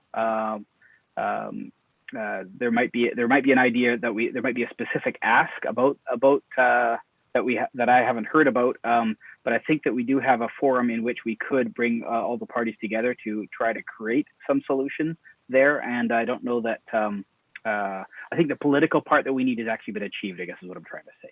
Thank you. Thanks very much. Thank you. Thank you. Are there other ministers that you would like to meet with? Director Cote? Thank you. I'm not sure if it would be minister or staff, but it's regarding, I guess, Ministry of Citizen Services, Information Communications and Technologies. So the lack of cellular coverage, lack of internet in so many of our areas, I think we need to continue on with asking. So I would like to make that appointment. I wholeheartedly concur. I actually think it would be great. And I think out of COVID, they are certainly hearing in a variety of ministries just how important connectivity is, especially in rural and remote communities, including Indigenous communities. The more requests that Minister Kang gets to hear from communities that like those that we represent, the better. So I think that's a great idea. Thank you. Anything else?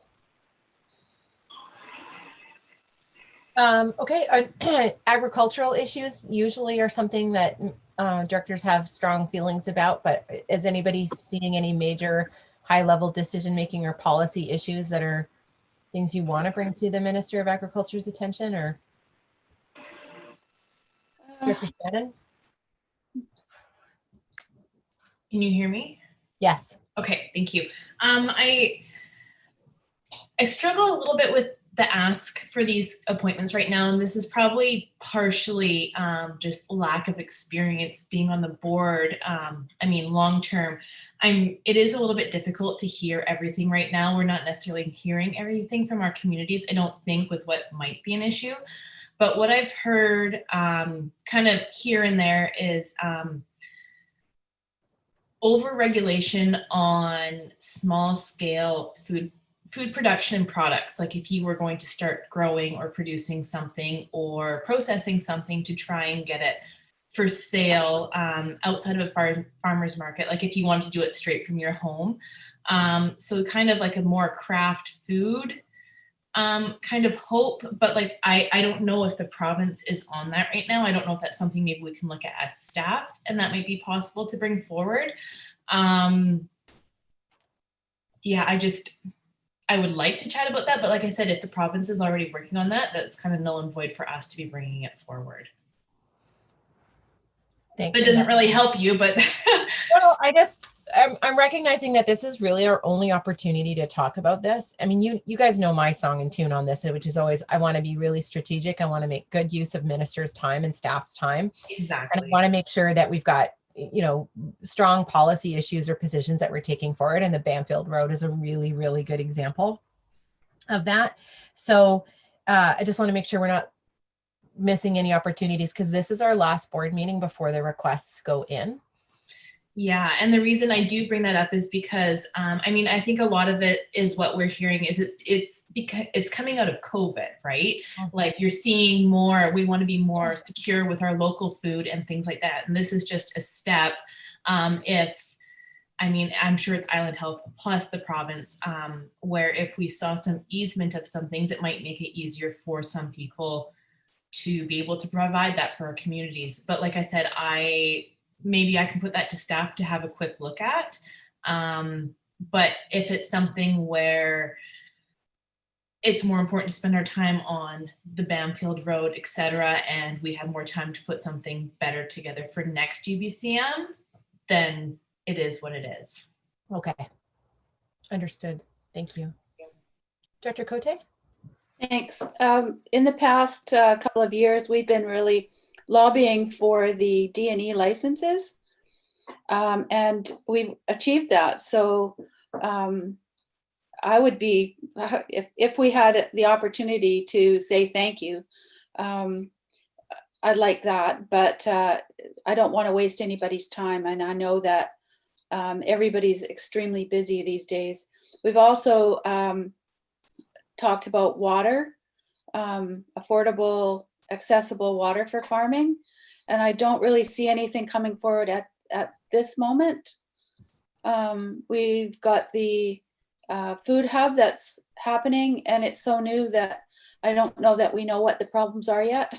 So I think we're good at this point for Minister of Agriculture. The only other issue would be about housing with ag land that I can think of.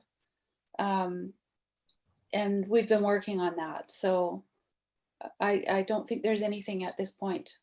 Okay, and that's okay. It's okay to give that a miss. Right now we've got requests to meet with the Minister of Health, the Minister of Public Safety, and the Minister of Citizen Services. And then under a separate motion, I'd ask you to consider directing our staff to request a meeting with the Premier on the Banfield Road. But if everyone's feeling okay about that, looking at the screen here, I would say then if somebody might please make the motion to direct staff to request appointments with the Minister of Health regarding health networks, with the Minister of Public Safety regarding COVID-related issues. Help me out here. Thanks, Director Megan. I would say also provincially funded RCMP resources. Thank you. Provincially funded RCMP resources, and the Minister of Citizen Services regarding connectivity for remote and rural communities. Would somebody make that motion? So moved. Thank you, Director Cote. And is there a seconder? Thank you, Director Bodner. Any last comments? All right, I'll call the question. All in favor? Thank you. Any opposed? Hearing none, the motion is carried. Okay, and so then under separate motion, could we please direct staff to request an appointment with the Premier as soon as practically possible to discuss the Banfield Road? I'll make that motion. Thank you, Director Cote. Second, by Beckett. Director Beckett. All in favor? Thank you. Any opposed? Seeing none, motion carried. All right, thanks everybody. That's great.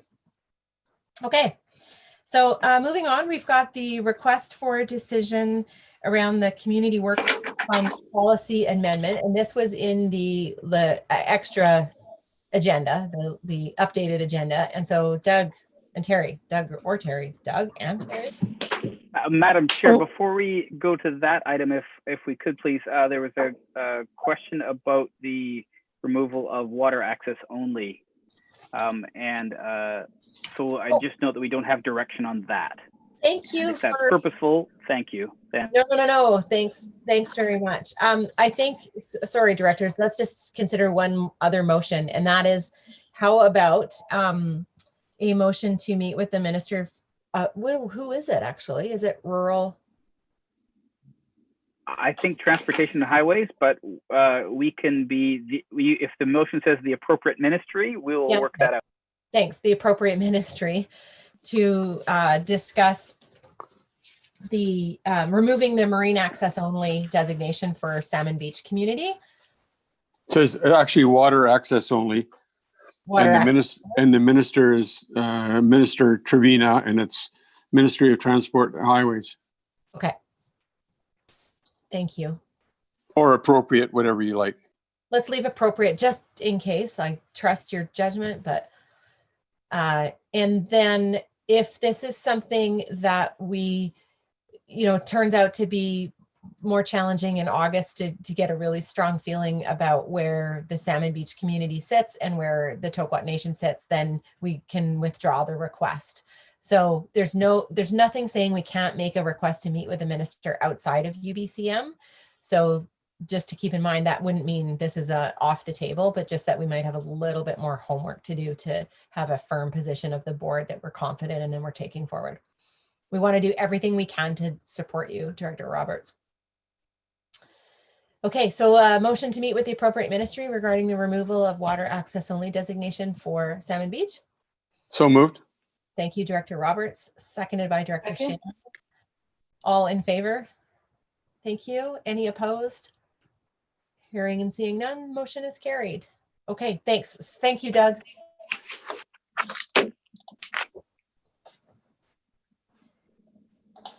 Now we can talk about the. Okay, so in 2019, we developed a community works fund policy.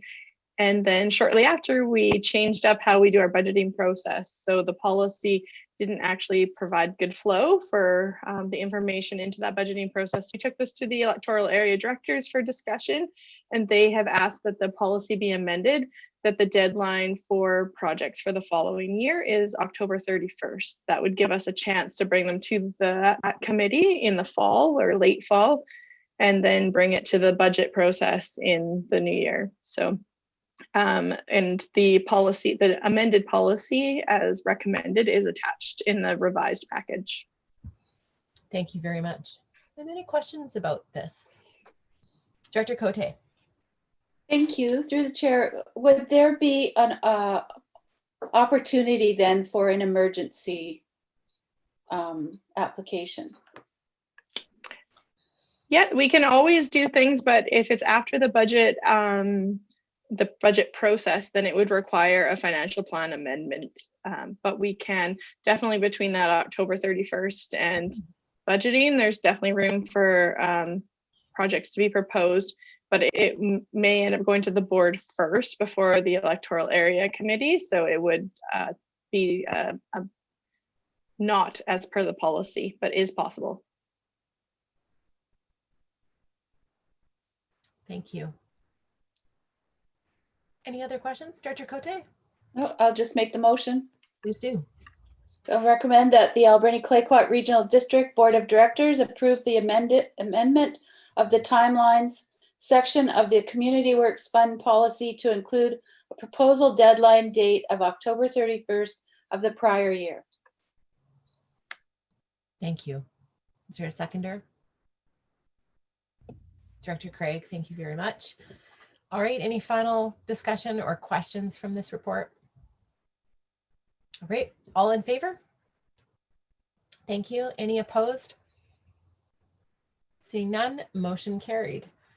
All right, next, item F, the public request to lease lots 9 and 16 at the Alberni Valley Regional Airport.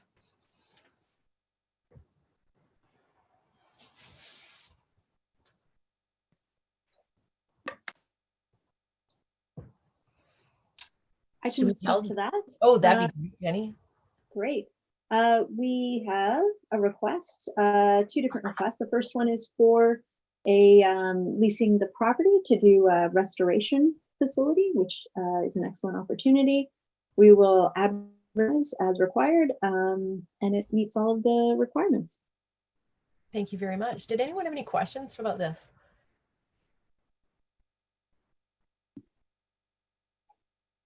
Okay. Would somebody like to make the motion? Director Cote. Okay, I'll make a motion that the ACRD Board of Directors approve entering into a 3-year lease agreement with SRM Restorations for lot number 9 and number 16 at the Alberni Valley Regional Airport, effective September 1st, 2020 to August 31st, 2023, at a rate of $3,227.73 per year, plus applicable taxes and yearly BC CPI increases. I'll second that, Madam Chair. Thank you. Moved and seconded. Any final questions from this? Okay, all in favor? Thank you. Any opposed? Seeing none, motion is carried. Thanks very much. All right, and a public request to lease lot number 6 at the same airport. This is another request for a lease opportunity. This one is to basically build a private hangar, which may lead to future commercial opportunities. Again, meets all of our requirements, and we will do the required advertising. Thank you. Did anyone have any questions about that? Okay, Director Cote. Make the motion that the ACRD Board of Directors approve entering into a 3-year lease agreement with Ken Shrewman for Lot 6 at the Alberni Valley Regional Airport effective September 1st, 2020 to August 31st, 2023 at a rate of $1,614.14 per year plus applicable taxes and a yearly BC CPI increases. Thank you, Director Cote. Seconded by? I'll second that, Madam Chair. Thank you, Director Haggard. Any final questions about this lease? Okay, all in favor? Thank you. Any opposed? Hearing none, the motion is carried. All right, the old chlorine building and selling it to the Banfield Park Service for the price of $1. I bet that building smells great. It's very clean smelling. We have a very tiny building. It's a small shed that we no longer need, and the water system could decommission that. But the Parks Service Commission sees it as an opportunity for them to use it for lighting and other purposes because it's right near Grappler Inlet and the Centennial Park. So they've asked to take it over, which is fine. There might be some small maintenance, which they're willing to accept, and some property issues that we're going to continue to investigate. But we'd like to transfer that over. It's gone to the Banfield Water Committee and received support. And we also have a formal request from the commission. Thank you very much, Jenny. Did anyone have any questions about this? All right, Director Beckett. Thank you. Can you hear me? Can you see me and hear me? Yes. Good. I'd like to make the motion that the ACRD Board of Directors direct staff to transfer the old chlorine building from the Banfield Water System Service to the Banfield Park Service for the price of $1. Seconded. Thank you. Moved by Director Beckett, seconded by Director Roberts. Final opportunity for any questions about this? All right. All in favor? Thank you. Any opposed? Hearing none, the motion is carried. All right, the West Banfield recycling update. And again, just want to draw your attention to the update that was in the revised agenda. Jenny. Thank you. So we've been working with the West Banfield group, community group, who are interested in having a local option for recycling. And so we did some open houses and we've worked with them. And we're starting to drill into what that looks like. We've definitely had some concerns from residents on the options for where that can go. And there's a lot of time, I think, still needed to do this correctly. Unfortunately, we are limited in our staff resources. So we are going to have to put that project on hold for now. And we are doing the organics work there. So we actually think it's most effective if we just roll that into the organics diversion when we start doing that in Banfield, which might be I think in mid-2021. In the interim, the Lady Rose Marine Service has offered to put a recycling bin on the west side dock. And so we, again, have limited resources available, but they seem to be willing to do the work involved in that. The cost will be about the same. So it costs just over $300 to haul one bin of garbage. It would cost about $300 to haul one bin of recycling. If by chance we reduce the frequency of garbage hauling by exactly the same amount that we now haul recycling, there should be no additional costs.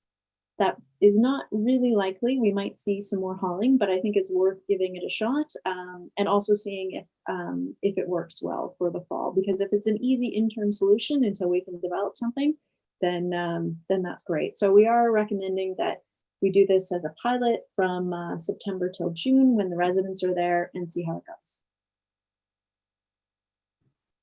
Thanks very much, Jenny. Any questions about this? Director Beckett.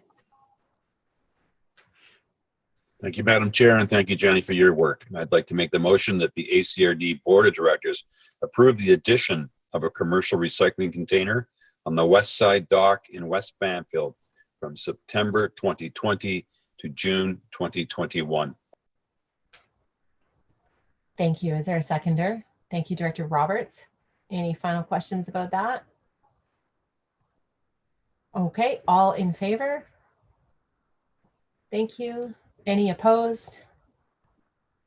Hearing none, the motion is carried, and happy recycling West Banfield. That is great.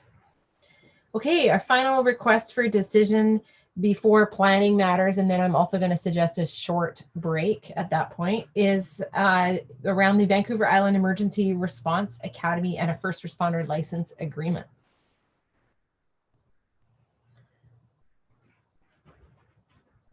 Madam Chair, is Charlie still on the meeting? There he is. I am still here.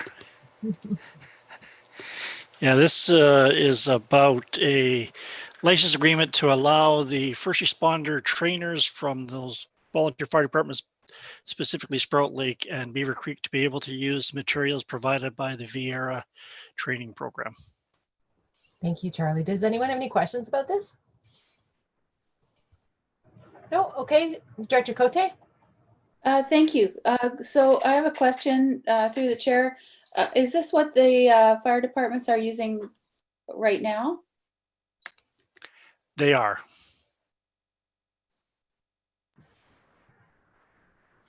Okay. I'll make the motion then. Go ahead. That the Alberni Clayoquot Regional District Board of Directors enter into a license agreement with the City of Nanaimo to use the Vancouver Island Emergency Response Academy First Responder course materials. Thank you, and seconded by Director Craig. Any final questions about that? All right, all in favor? Thank you. Motion is carried. Okay, I'm going to suggest a 5-minute break, if that's okay with people. Or let's just say to recess the meeting and reconvene at 3:25.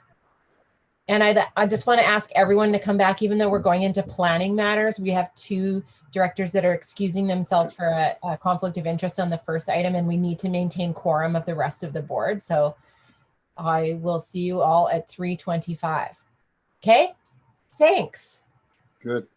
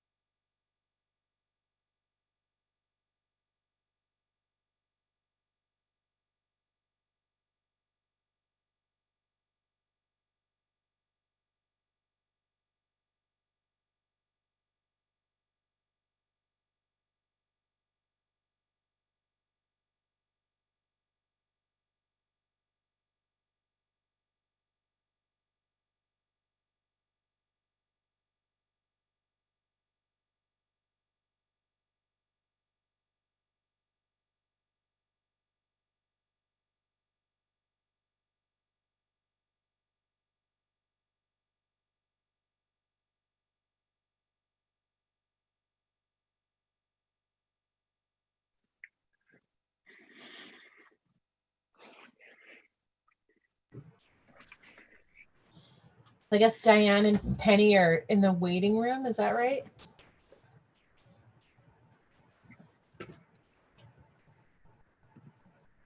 I think so. Janice, is that correct? I don't see them on the screen, so that's okay. Okay. They're in the waiting room. Terrific. Thank you. So I think we're just waiting for directors Roberts and Johnson. Okay. And Al is there. Yes, I'm here. Thanks.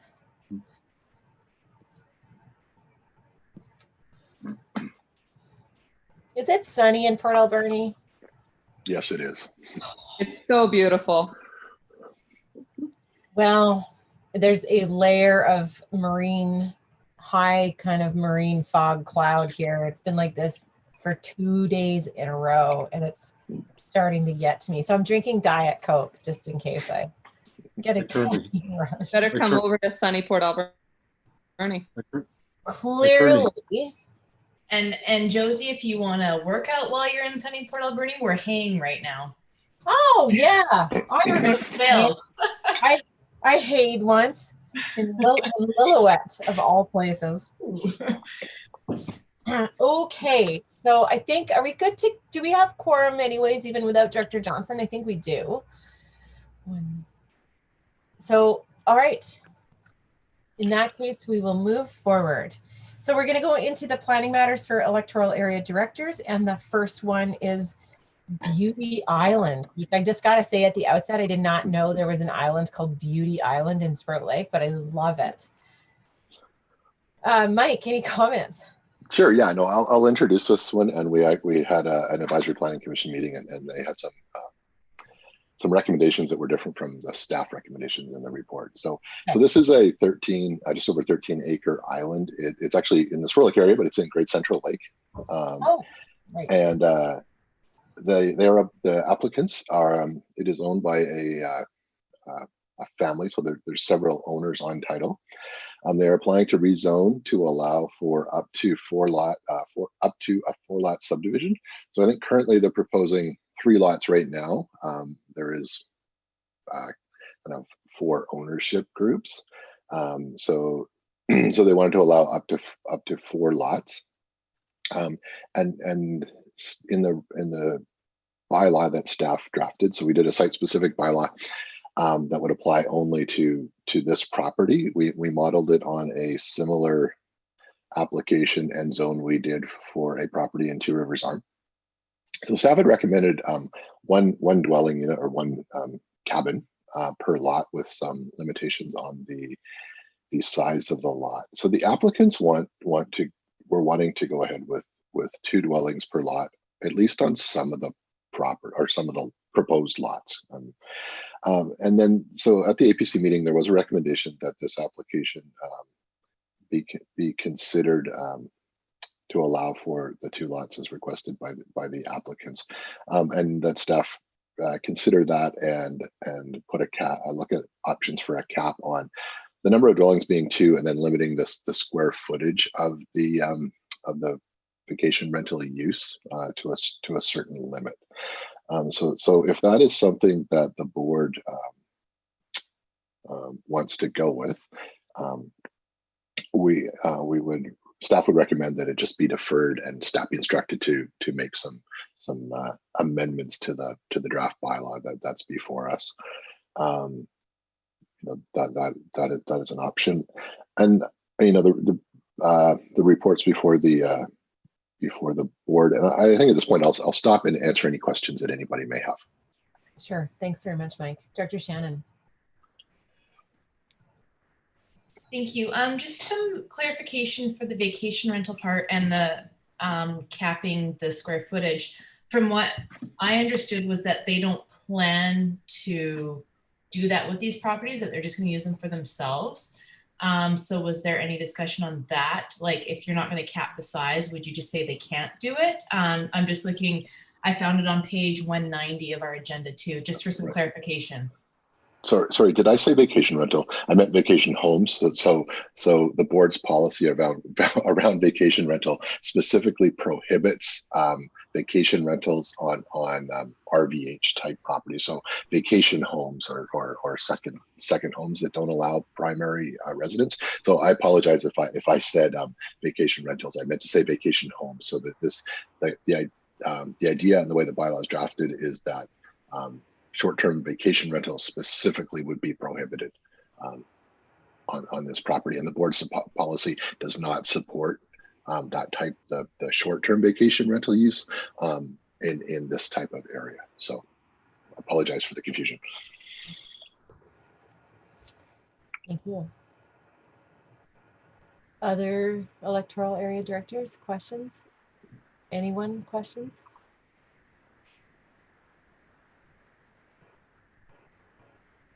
All right, so given what Mike just said, oh, sorry, go ahead, Director Shannon.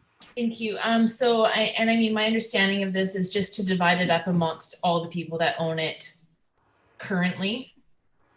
There's a number of, there's more than 4 owners on title. The idea is to divide it up amongst, like, I think there's the separate families, and then create a lot. There were some requests to have 2 homes on some of the lots because of the multiple ownership issues. That's certainly possible to draft a bylaw that way. My comments to the Advisory Planning Commission and my comments to the board would be, I have concerns about that, in that, you know, we are just creating that situation, you know, the potential for wanting to come back and apply for a change to the zoning to allow the homes to be subdivided and have a separate parcel for each home. That's just, you know, my experience. You know, if it's a dwelling or a cabin or a cottage, you know, in this type of situation, you know, it's best if there's 1 per lot. And the other thing would be, it would be a significant change in the density to allow two cabins, we'll just like refer to them as cabins, per lot versus what's there now. So there are two small cabins that predate the zoning bylaw. There is one, I would say, slightly larger vacation home that was built with a permit in the 80s. And then there was also one that was started in 08 and had a stop work order placed on it, and it was never completed, but it is the owner's wish that it would be on a lot and be allowed to be finished. So you know, so there's three homes that are 3 cottages, homes on the property that are occupied, and 1 that they're hoping to occupy. So that's 4. Increasing it to 8 or 6, which is part of the request of the owners, would be an increase in the density on that property as well. So it's you know, my advice is looking at what's appropriate for that property in that area. So it is an island. It is accessed by water. The Ministry of Transportation is ultimately the approving officer. You know, they are generally supportive, and indications from the applicant are that the ministry would be supportive of subdivision to create 4 lots. You know, if there's 4 lots with potentially 8 cabins on it, that's really the same impact as 8 lots with 1 cabin on them. So, you know, those are things to take into consideration. There is an option to put a cap on the overall square footage. So, you know, it could be that, you know, if there was more than 1 lot, so let's just say, for example, 2 lots per 2 cabins per lot. Sorry, we could also put a cap that say that you know, the maximum square footage of the 2 cabins combined can't exceed 2,000 square feet, for example. I'm just, you know, making those numbers up. You know, that is an option, and that is kind of what was discussed at the Advisory Planning Commission. So, Thank you. Director Roberts. Just a quick question through the chair to Mr. Herg. How large an island is this? It's just over 13 acres. Thank you for that. Okay, so which way do you want to go forward? As Mike had addressed before, the APC discussion was a little bit different than the staff recommendation. Is this something you want to defer, or are you comfortable and want to go ahead with the recommendations?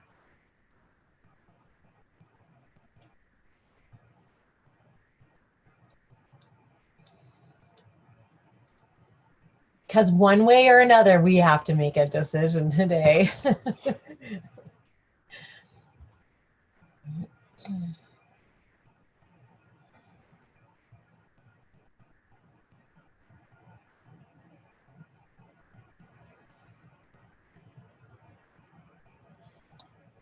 So I think another option, if you know, yeah, is an indication of which way the board was wanting to go.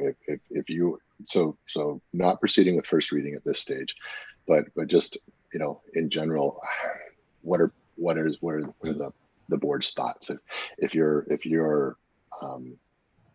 in agreement that one cabin per lot is more appropriate, versus two dwellings on a lot, or a combination of like that, something like that. It'd be good to know that, and then you could still defer the application, and we could go back and have a discussion with the applicant. They have an agent. Like I said, there are a number of owners involved in this, and you know, would want to get some of their feedback. So one of the owners was at the Advisory Planning Commission along with the agent. So that is an option as well. So thank you. So even if it's deferred, I would appreciate some indication of the direction you would like to go. You know, going forward, that can always be you know, changed or amended. You know, at each stage of a rezoning application, the board votes on it, and it is at the board's discretion, each vote right up until adoption. So you know, thanks, Mike. Certainly would like some thoughts and feedback. Director Roberts. So through the chair, is it not possible to go to a public hearing for bylaw 1405 and 1406 prior to? I'd like to hear what the community, what the rest of the community has to say about it before making any decisions on it. I mean, I think it's important, but I don't know. I don't have a really good feeling on the situation there. So anyway, I leave it with you. Thank you. Sure. So it would certainly need to have a bylaw that has to have at least first reading before we can proceed to public hearing. It is somewhat remote. I would note that in the staff recommendation, one of the conditions is support from the Seashot First Nation, the Hoopetchesett First Nation, and I do know that the Hoopetchesett First Nation have significant interests in Great Central Lake. I've been involved in a number of issues on Spur Lake where Hoopetchesett has been involved, you know, specifically around float cabins on Great Central Lake. It's a project that's being led by the province, so we would certainly, you know, I expect they would have some feedback and input into that as well. So, you know, my thoughts are on moving forward with what staff, what I'd proposed in the bylaw, is really just the use stays not, you know, similar to what it is now. It's just a matter of the lots are subdivided up. Certainly, if there's a change or an increase from significant increase in the density from what's there now, you know, I don't want to speak for any First Nation, but I expect there would be some input. I don't know what that would be. We haven't sort of gone that step as well. So Thank you. Director Roberts. So I think if we want to move this along, I would be prepared to accept the bylaw and have it read the first time. But another question is, with this 13-acre island, is there any provision in there as far as highways or wherever going along with this, that a certain portion of it be set aside for park? That would only, depending on how they do the subdivision. So the layout that they have proposed with only 3 lots, parkland provisions would not kick in. You need to have, it needs to be a 4-lot subdivision before parkland provisions kick in, provided one of the lots is less than 2 hectares or 5 acres, which is the case here, but it doesn't meet the number. So if the subdivision went ahead as proposed, parkland would not kick in. So I'll walk the board through sort of the scenario on when parkland may kick in or not, sort of based on what's proposed here. So if there is a 3-lot subdivision, parkland does not apply. If within the prescribed period of time of the act, one of those new parcels is subsequently subdivided, parkland could apply. So for example, lot 1 is half of the island. So if this was created, if this subdivision went through, just say later in 2020, and then in 2021, the owners of lot 1 came back to subdivide, the parkland provisions could be applied, but only for half of the island. So it's not likely to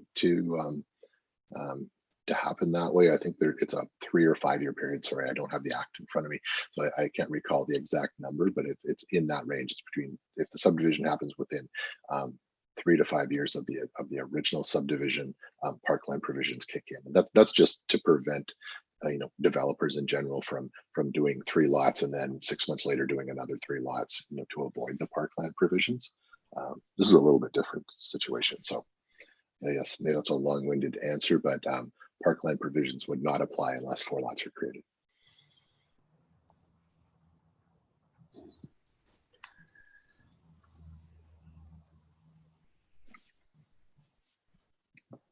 Okay, so I've heard one expression of being comfortable to move ahead with the bylaw as drafted and then the public hearing. Is there any other perspectives?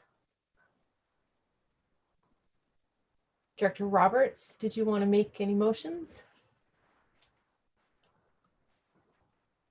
Well, I'm not really comfortable with it, but I'm happy to propose that bylaw 1405 Sproat Lake official community plan amended bylaw be read a first time, and that I don't know if that's sufficient or not. Is it? Yeah, I just need a seconder. Director Shannon is seconding. Thank you. Director Beckett? Did you have a Sorry, comment? I was going to second. Oh, okay. Thank you. All right. So any comments then? I'll call the question. All in favor? Any opposed? None opposed. Motion carried. Thank you. Director Roberts, do you want to? Yeah, sure. The bylaw P1406 Regional District of Alberni Clay Quad zoning text and atlas amendment bylaw be read a first time. Thank you. Is there a seconder? Second, Beckett. Thank you, Director Beckett. Any questions? All right, all in favor?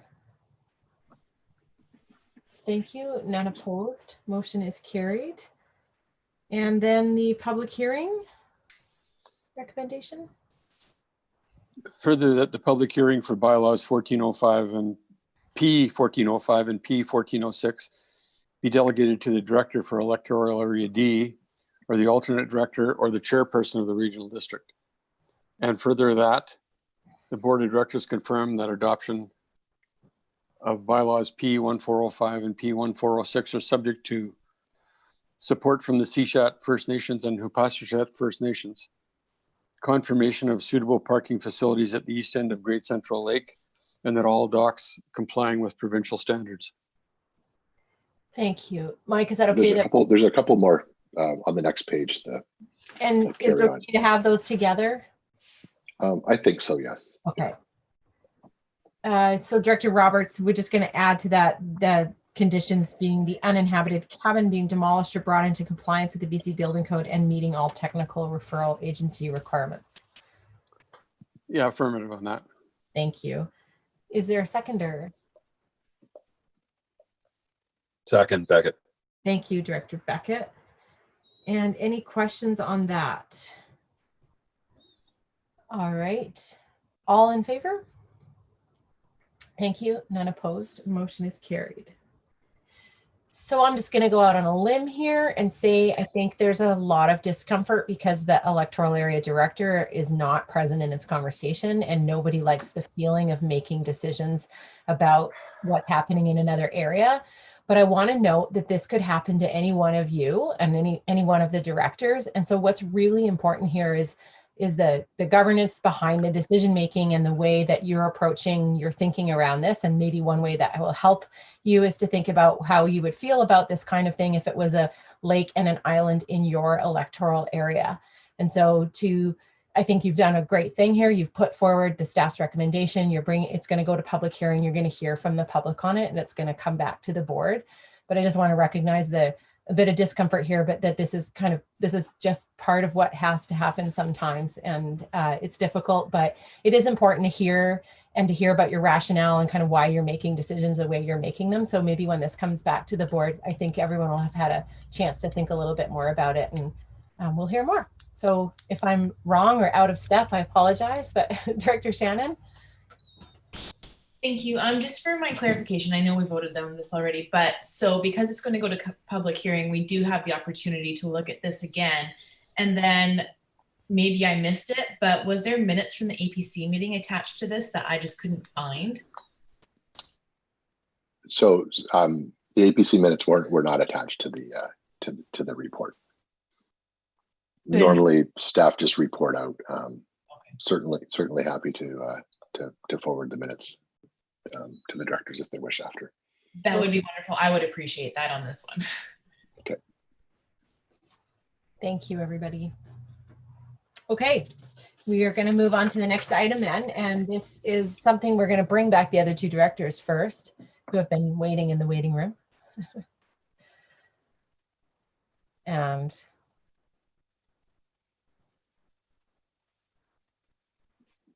there we go. Great. Okay, so Director Cote is back and Director Bodner is back, I think. Yes, perfect. Okay, great. So we're going to move to the SD 20002 at Sprout Lake. Mike? Sure. So this is a request for a 10% frontage waiver for a proposed subdivision off of Bailey Place. So this is on Sprout Lake. It is a larger parcel that is zoned RA1, which is a acreage residential zone that allows actually quite a bit smaller lots than what's proposed. So this is a proposed 2-lot subdivision. So the lot that is on next to or off of Bailey Place does not have 10% of its perimeter fronting on a road allowance. So that would require a board resolution to waive that frontage requirement before the subdivision could proceed. So the APC did review this as well on Monday night and recommended that staff in the Zoom meeting. Oh, sorry. Have you paid attention to this at all? Kel, can you mute yourself? The Zoom meeting, no. The board of directors. Board of directors. Okay. Janice, do you have the ability to mute Kel? Oh, there he goes. Sorry, no Mike. problem. Oh, that's okay. So where was it? So the APC reviewed this application and concurred with the staff recommendations, also with a note that they encourage direct access to Lot A, which is from Bailey Place. So that lot actually goes up against Taylor Arm Drive on the west side, but that road, while it's a road frontage and they meet all of the requirements to subdivide, that part of Taylor Arm does not exist, and it's quite steep. So one of the requirements from the ministry on the subdivision end is that the applicants prove that Taylor Arm is accessible. They had initially proposed access using an easement across, I think it's proposed Lot B, the one that we're looking at the frontage waiver on. Again, that is up to the Ministry of Transportation on as the approving officer, but it is something that just in the discussion with the APC that was noted, and I wanted to bring it up to the board, and staff will pass that along to the approving officer, depending on the outcome of this vote. So, and I'm happy to answer any questions. Thank you very much. Are there any questions about this?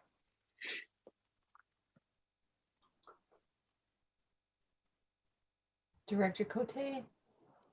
Okay, I'll make a motion that the Board of Directors waive the 10% road frontage requirement for proposed Lot B as per subdivision plan of Lot 5, District Lot 622, Clayoquot District Plan 37113. Thank you. And is there a seconder? Thank you, Director Godwin. All right, any questions about that? Okay, all in favor? Thank you. Any opposed? Seeing none opposed, motion is carried. Okay, moving forward then, we have another temporary use permit application for Sprout Lake area. And Mike. Yes, so we are back working through. So we're back working. Sorry to interrupt. I have a conflict on this one. I know I don't have a vote, but the applicant is my mother. So if I could just be put in the waiting room, I would appreciate it. Thank you, Minions.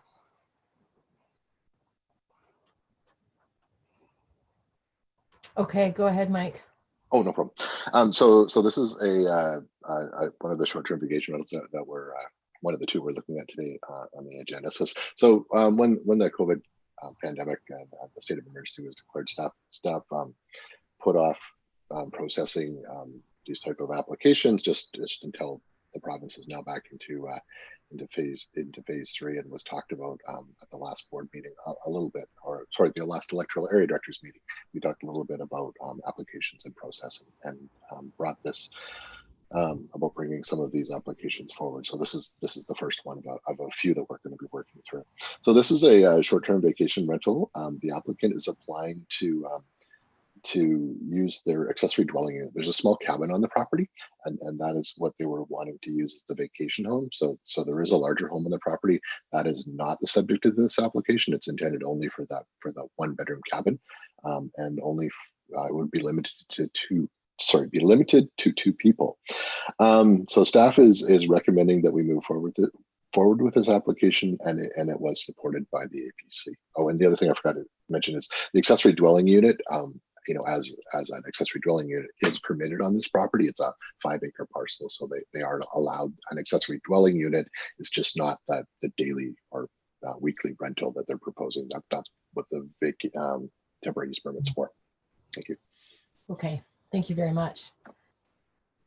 All right, Director Cote. Thank you. I would make a motion that the Board of Directors consider issuing temporary use permit TUP 19018, subject to neighboring properties being notified as per Local Government Act 494, and confirmation from the building inspector that the dwelling is safe for the intended use. Thank you. Is there a seconder? Thank you, Director Craig.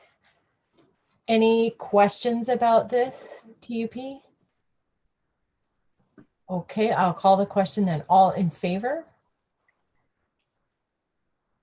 Thank you. None opposed. The motion is carried. All right. And then could we bring Director Minions back?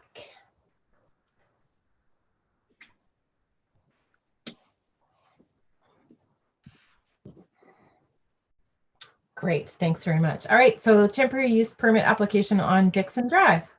Okay. Just going to flip my page over here. So this is another temporary use permit for a short-term vacation rental off Dixon Drive on Sprout Lake. So this is the first step again, and looking at it. So both the Advisory Planning Commission and staff are recommending that we move forward with this application. I would note that this is a application as to vacation rental of the home, and the owners have arranged for a caretaker who is one of the next door neighbors. So certainly within 20-minute response time, which is part of the board's policy around these. And happy to answer any questions. Thanks very much. Are there any questions? All right, seeing none, Director Cote? Thank you. I would make a motion that the Board of Directors consider issuing temporary use permit TUP 19020, subject to neighboring properties being notified as per Local Government Acts 494. Thank you. Is there a seconder? Thank you, Director Shannon. All right, any questions? Okay, all in favor? Thank you. Any opposed? Is that Director Beckett? I don't know if there's a delay in my screen, or sorry to put you on the spot here, but was that in favor or opposed?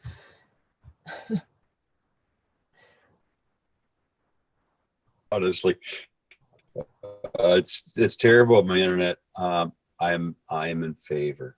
Thank you. No, I thought you were, but I don't know what others see. I see a slight delay or lag, so I just want to make sure.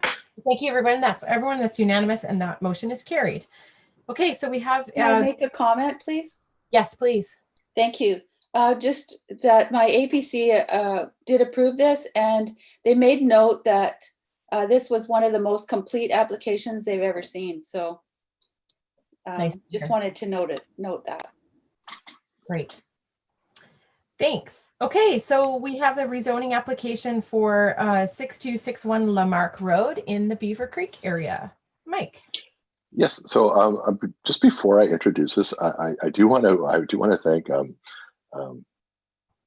Director Pam Craig, who chaired our first two Zoom public hearings, and did so on some very short notice. So we did just the situation arose that we needed to arrange for an alternate to chair, and we contacted Pam at about 3 o'clock in the afternoon, and she came and she ran the public hearings, and she did an excellent job. They both went very smoothly, and so I just wanted to highlight that. So and then I'm happy to explain the application. So the first one is for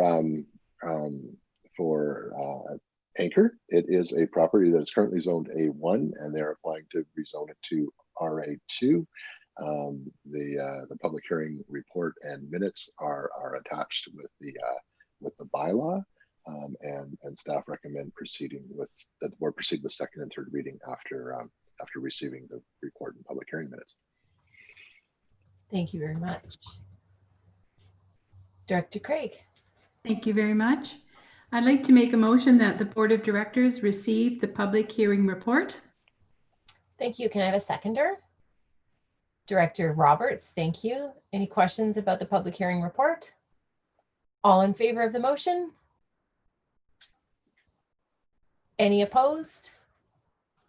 Thank you. Motion is carried.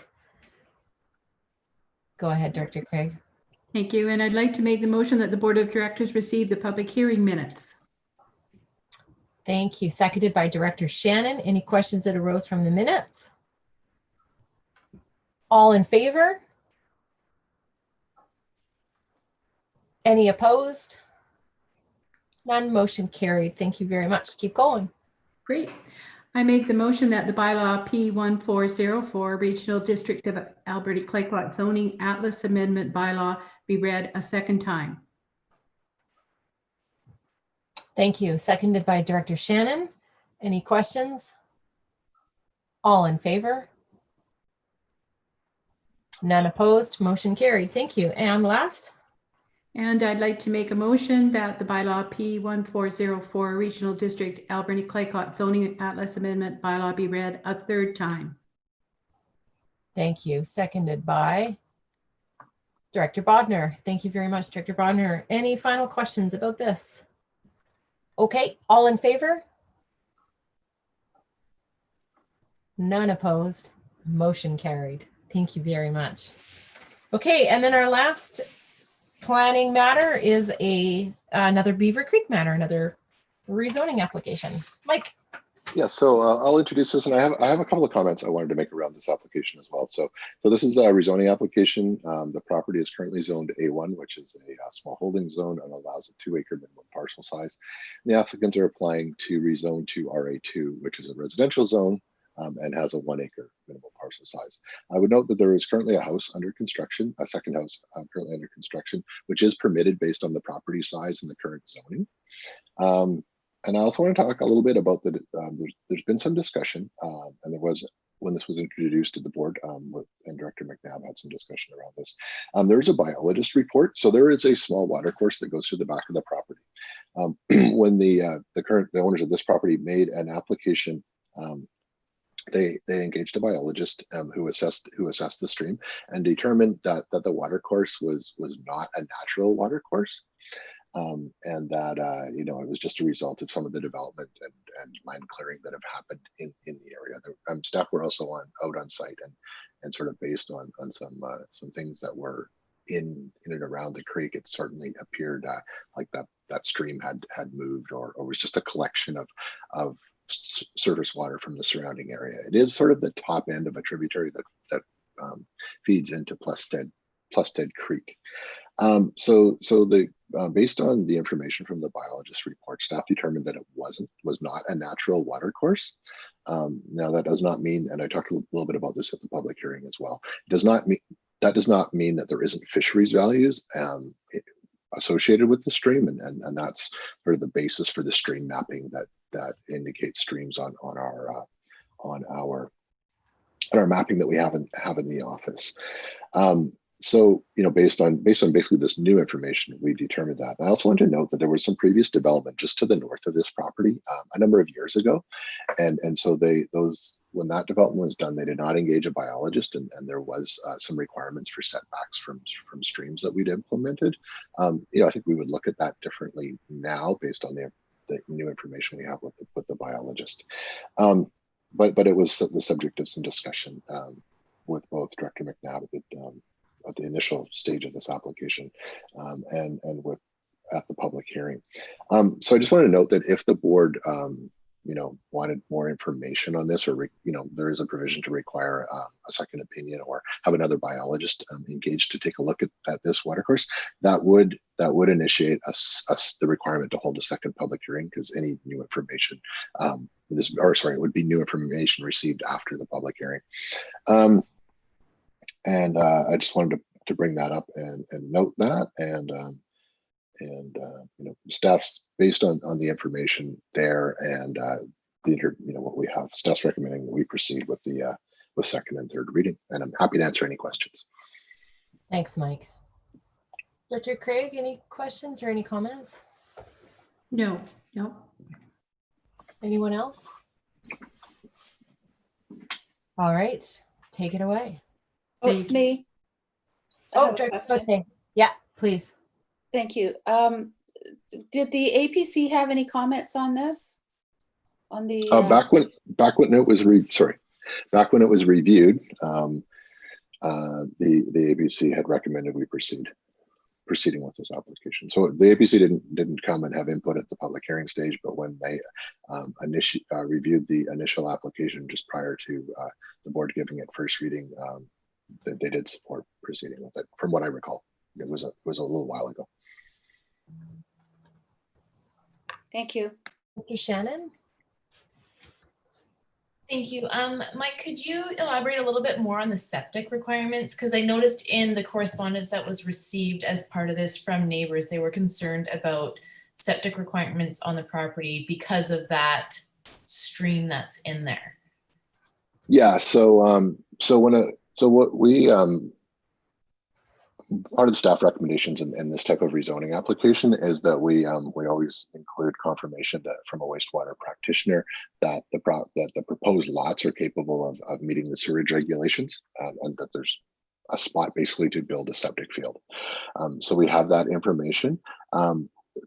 The next step, if the board adopts this bylaw, it still has to go through the subdivision process, and the approving officer and Island Health will also have input into determining specifics on the septic field and where it should be put and how it should be designed. So there's that's the next step. So the rezoning just allows the land use designations or the zoning to permit the subdivision. They still have to go through the actual subdivision application with the provincial approving officer at the Ministry of Transportation. Does that make sense? Okay, any other questions? Yeah, Director Cote? Thank you. This land is not in the Agricultural Land Commission? No, it is not. Anyone else? Okay, Director Craig. Thank you. I make the motion that the Board of Directors receive the public hearing report. Thank you. Seconded by Director Shannon. Any questions from the public hearing report? All in favor? Thank you. That's everyone. Motion is carried. Okay, so I make the motion that the Board of Directors receive the public hearing minutes. Thank you. Seconded by Director Roberts. Thanks very much. Any questions from the public hearing minutes? Seeing none, all in favor? Thank you. That's everyone. Motion carried. Okay, I make the motion that the bylaw P1407 Regional District of Alberni Claycott Zoning Atlas Amendment Bylaw be read a second time. Thank you. Seconded by Director Cote. Thank you very much. Any final questions? Okay, all in favor? Thank you. That's everybody. The motion is carried. And lastly, and I make the motion that bylaw P1407 Regional District of Alberni Claycott Zoning Atlas Amendment Bylaw be read a third time. Thank you. Seconded by Director Cote. Any final questions? All in favor? Thank you. Director Beckett, yes. That's everyone. Motion is carried. Thank you very much, everyone. Okay, we're going to move into our staff reports next. So we're back on page 261 there of the main agenda. Were there any questions that came forward from the staff reports? And this can include the late item, which is the Sprout Lake Sweep Memorandum. If I can just add something. Yeah. So North Island 911 apportionment methods. I know that Director McNabb was wanting to have a further conversation about this this report. So I will probably bring it back to the August meeting. And in the meantime, if North Island 911 gets us more information, we will add that. But I know he wanted to have a discussion with the board about that. Okay, thank you. Doug. Madam Chair, just noting that 10.1C is a verbal report. So whenever the board is ready for that. Oh, sorry. Thank you very much for that. We'll do that last. So any other questions or comments? Dr. Cote. Thank you. Page 263, that's a report for information. So it's talking about a time-sensitive step in the process. And I'm just wondering if we should have been discussing this. I don't know if Jenny or Doug has any comments on that. Yeah, I would like to speak to that if I may. So this was a organics diversion update.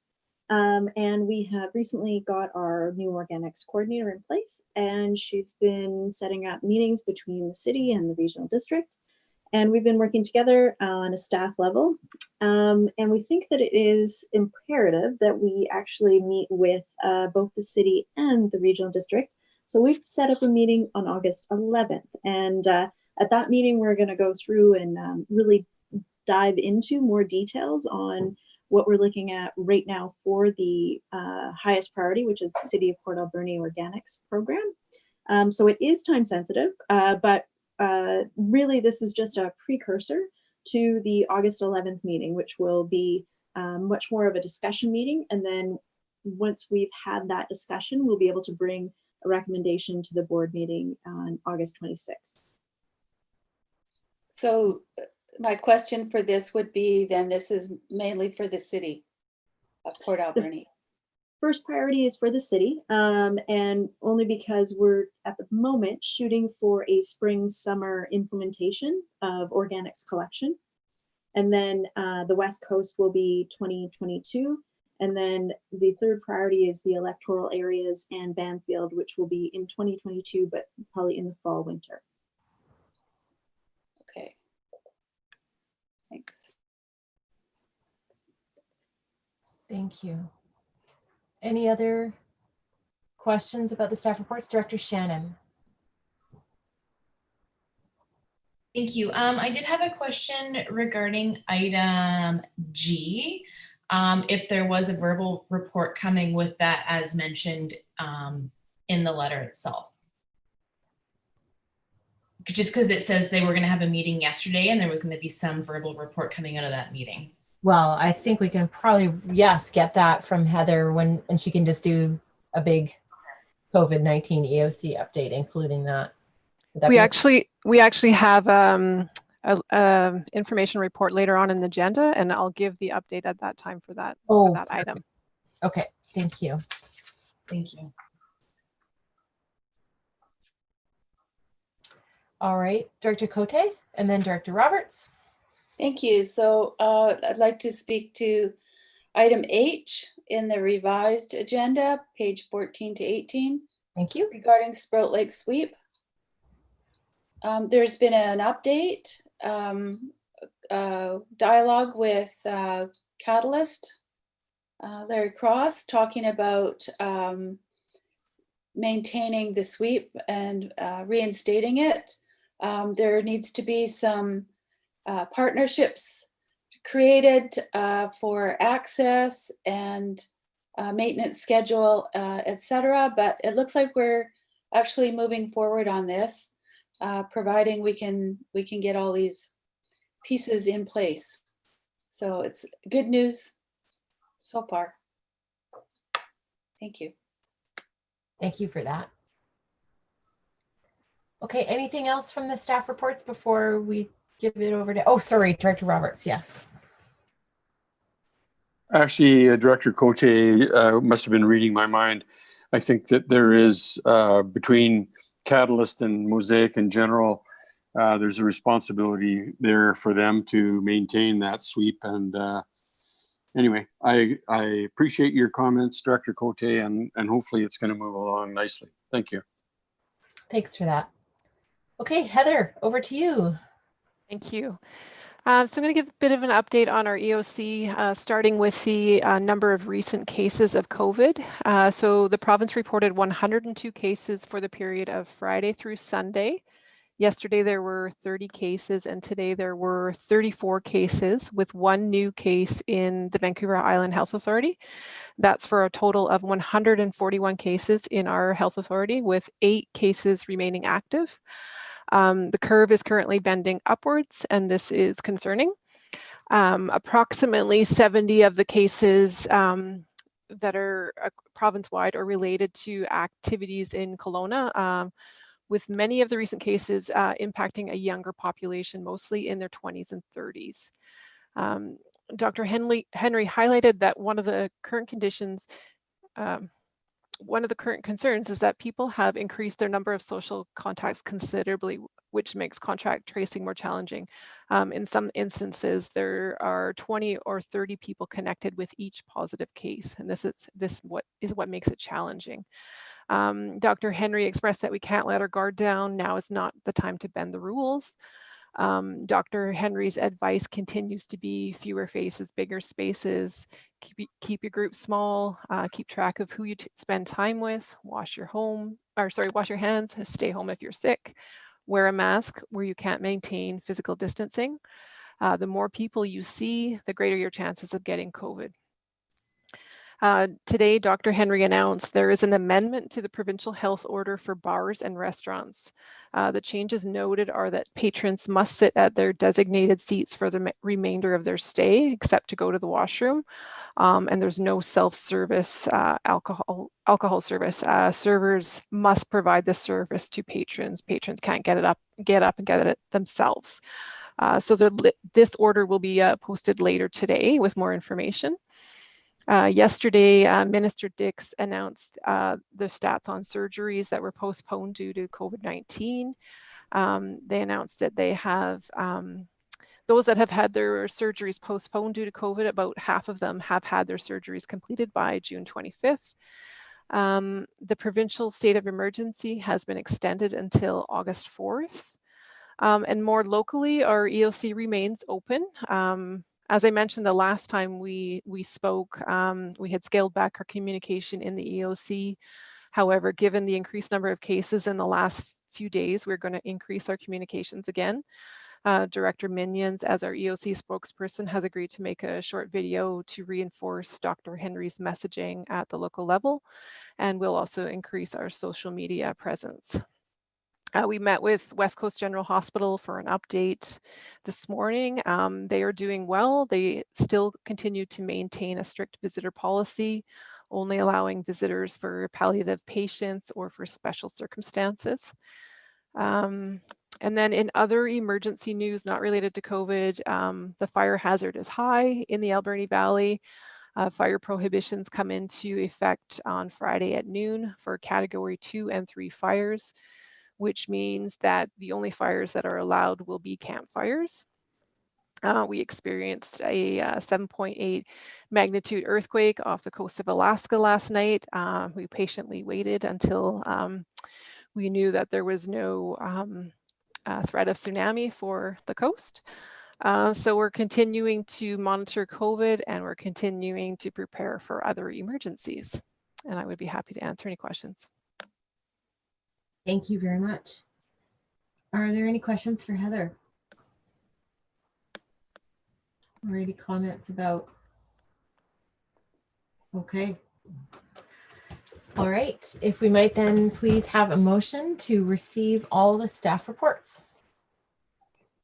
Motion to Make receive that all the staff. motion. Thank you. We'll give it to Director Beckett and seconded by Director Cote. All right. All in favor? Thank you. The motion is carried. Okay, we're going to go into member reports, and Director McNabb is not here, but we did just briefly hear about the 911 Corporation. Is there anything to add, Director Craig? No, I haven't got any information for today. Okay, thanks very much. The library, Director Cote has included the update. Thanks for that. Oh, just press that magic microphone button. All right, thank you. Bureau is continuing to open libraries and services as they can, so doing safely. A lot of correspondence from library users wanting the library to open up faster, so they're doing the best that they can. Thank you. All right, the Alberni Valley Chamber of Commerce, any update from Director Minions? Thank you. A big focus for the Chamber over the summer has been McLean Mill. The Chamber of Commerce took over operation of McLean Mill, and of course, that was right before COVID hit, so they drastically changed their plans, have been adapting to canceled weddings and rebooking and all of that. So they do have some operations going on out there. They're trying to use this summer and this year as time to kind of build up their space and maybe really perfect their gift shop and things like that, and really just get the infrastructure ready for next year. So that's been their focus. If you haven't been out there lately, it is worth checking out. They've done a beautiful job, and it is a great place to social distance. Thank you. Any questions for Director Minions? All right, Air Quality Council. Anything from Director Bodner? Oh, we cannot hear you.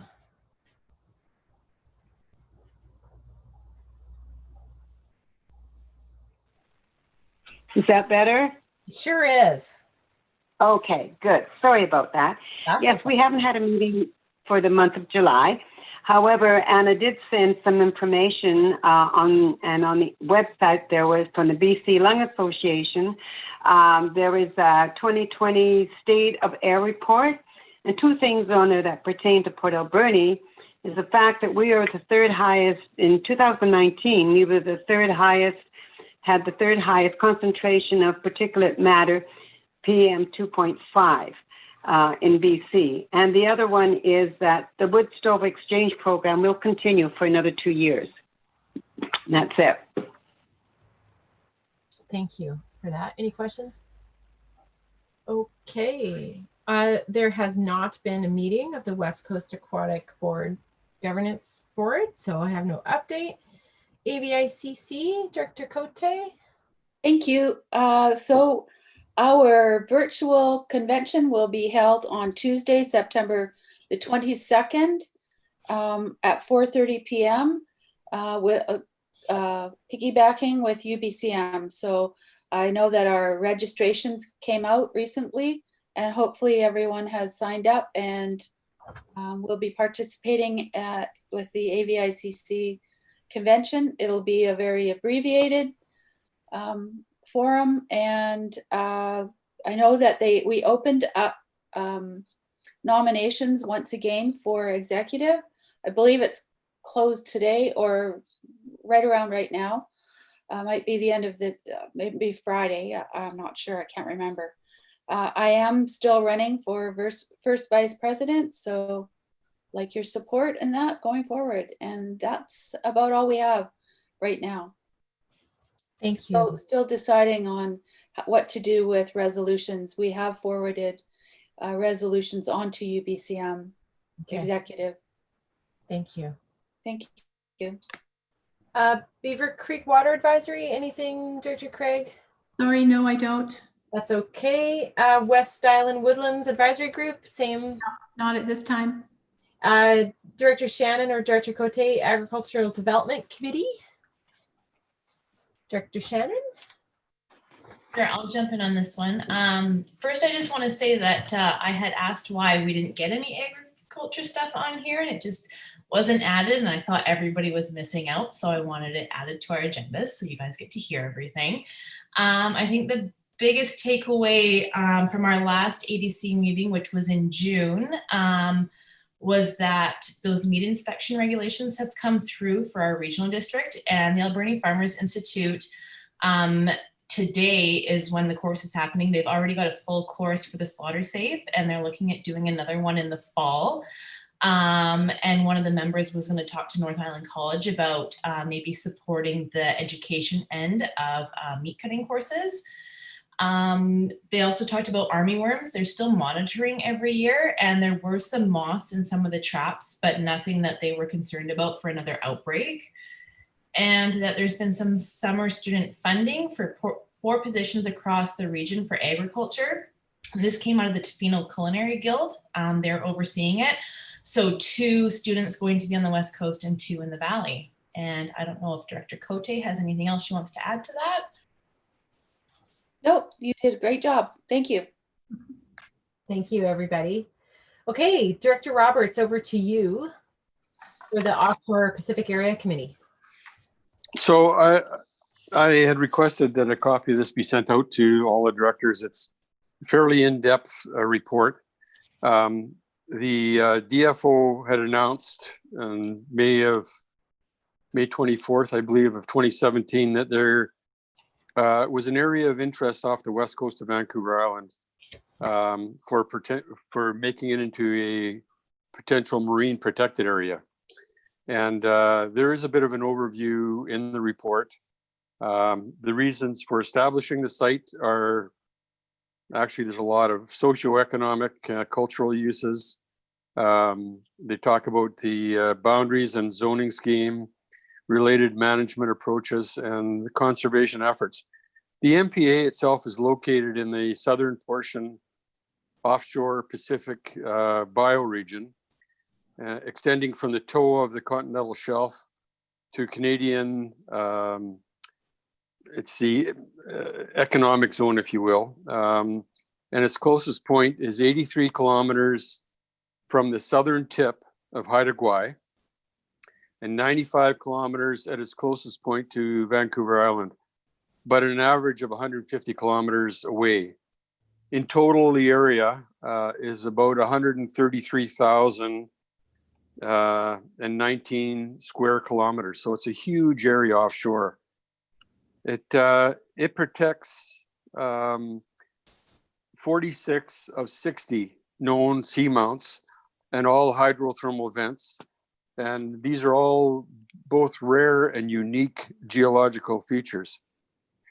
First Nations, of course, have lived for millennia on either Haida Gwaii or on the west coast of Vancouver Island. And they have expressed the spiritual and cultural and material commodities between the nations and the Pacific area are understood and profound and very well appreciated by DFO. The whole purpose of this is to conserve, protect, and enhance an understanding of unique seafloor features, including seamounts, hydrothermal vents, and marine ecosystems. And they support in the offshore Pacific Marine Protected Area.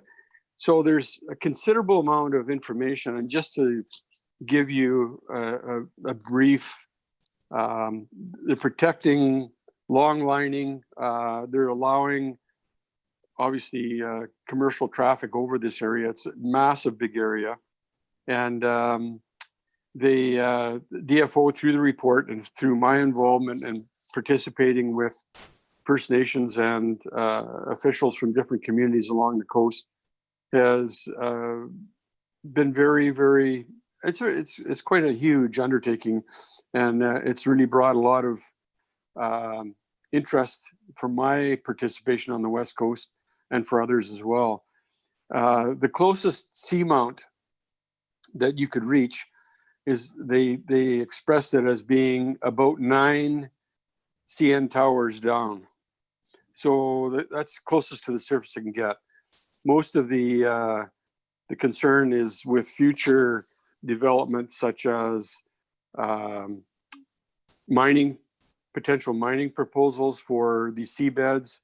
And there's been quite a few new species have been found in these areas, not only sponges, but other marine life as well.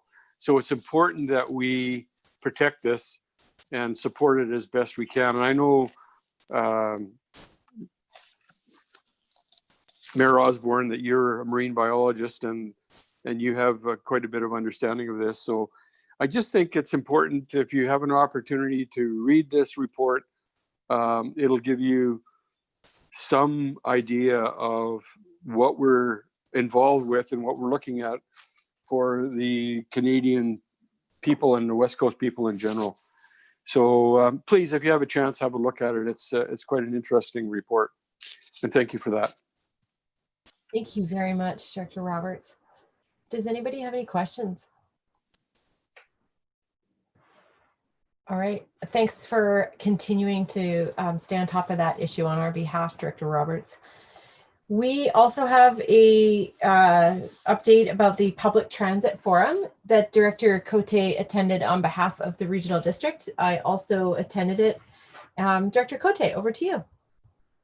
Thank you. I don't know if anybody was checking their mail while we've been in this meeting, but the Compass, UBCM Compass just came out and made an announcement that the province is investing earmarked $1 billion for local government transit restart. It was pretty obvious during this public transit forum that a lot of communities are experiencing shortfalls with the ridership and the pay for riding. We're talking millions and millions of dollars for communities such as Victoria and other big communities, Vancouver, Surrey, for those big communities. But I'm not sure how the city of Port Alberni is faring with transit. I haven't found that out yet. I wish I had done my research, but sorry. But some of the messages that came out were that BC Transit is committed to electrifying its entire fleet by 2030, which is a big undertaking. And I'm not sure that they can do that with the considerations of what they're going through with COVID. RDs are having a bigger challenge to cover the shortfalls due to the taxation structure. So one of the big asks at the forum through the communities was that BC Transit assess how they deliver the service and how they collect their fees going forward, rather than delivering that to communities to collect through taxation. There might be another way to look at that. Oh, sorry, wrong page.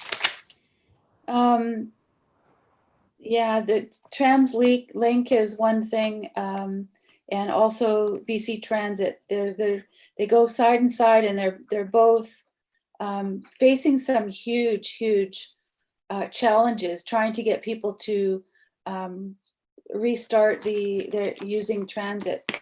Essential workers were using it quite steady, but community at large, it's trying to get them started again. So that would be part of the province's $1 billion that they're looking at to restart transit. This might be in the favor of Tofino bus service being included as part of this restart with this new consideration of how they deliver the service and taxation and the type of services that they're going to be looking at, because they're hit so hard by COVID and not really expecting anything to totally recover in the next probably 2 years. It took a long time to get people to use transit. It was up 18 to 20% since 2016. More and more people are using transit, and it's going to take a recovery strategy to get them back to that level. Anyways, it was a very interesting forum, and I thank you for letting me attend. Thank you. Thank you, Director Cote.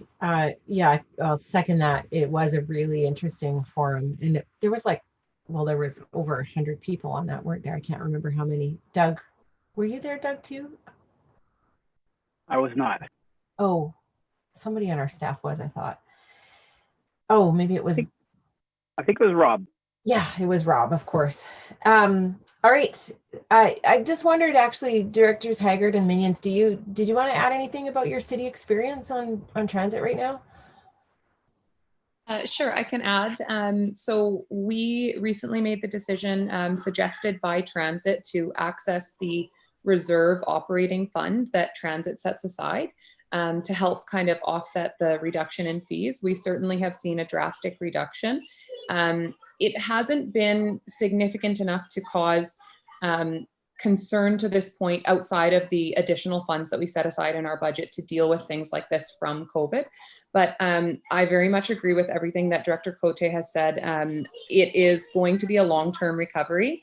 And with transit, we made major changes to our bus system a few years ago. We saw a major drop in usership, and it takes years to build that back up. So we expect that we'll see, sorry, I've got kids running around here. We expect that it will take time to build up our current rider levels again. And that's just the reality of transit. Once you break that habit for people, you lose them as riders. So I'm happy to hear that transit really recognizes that and is working on a strategy to address it.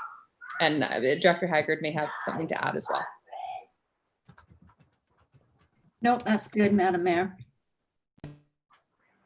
Thank you.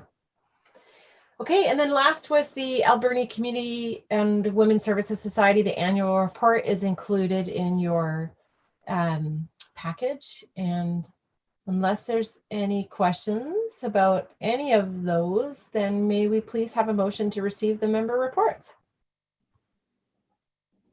Thank you, Director Roberts, seconded by Director Craig. All in favor? Thank you. Motion is carried. Okay, Wendy, any questions that came in? No, Madam Chair, no, we did not receive any questions or comments on the agenda topics today. Okay, thank you very much. In that case, may we please have a motion to recess and do the hospital district meeting? Is that where we're going now? So moved. Can I make a motion? Sorry, a suggestion. I think my information report, I somehow missed that for the COVID recovery team. Right. Yes. I think we thought it would be before, and then maybe we thought it would be later, and it wasn't later. Yeah. It was before. Okay, go ahead, Heather. Thank you. So my update is related to our COVID-19 community recovery team and a public survey that we completed. So we held our first community stakeholder group in late June. And after that meeting, which we had about 25 participants from the community, we launched a survey to gather stakeholder feedback. And this feedback was shared with our community recovery team yesterday, and I'm going to share some of the results with you today. So we had 42 respondents, but only 7 of the respondents were actually people that attended our first stakeholder meeting. So we didn't completely get the intent of the survey. The intent was to gather feedback from the people who had some stake in the game, but it was also open to the public. So we got 42 responses. This wasn't a large public engagement. There wasn't a large push. So this isn't a high number of responses. So just view this information with that lens. However, saying that, none of the information that was received was out of line with what we had anticipated. So the survey asked several questions, and there were 4 common themes that came out of the survey. First one being economic, second one being mental health, third, social concerns, and food security.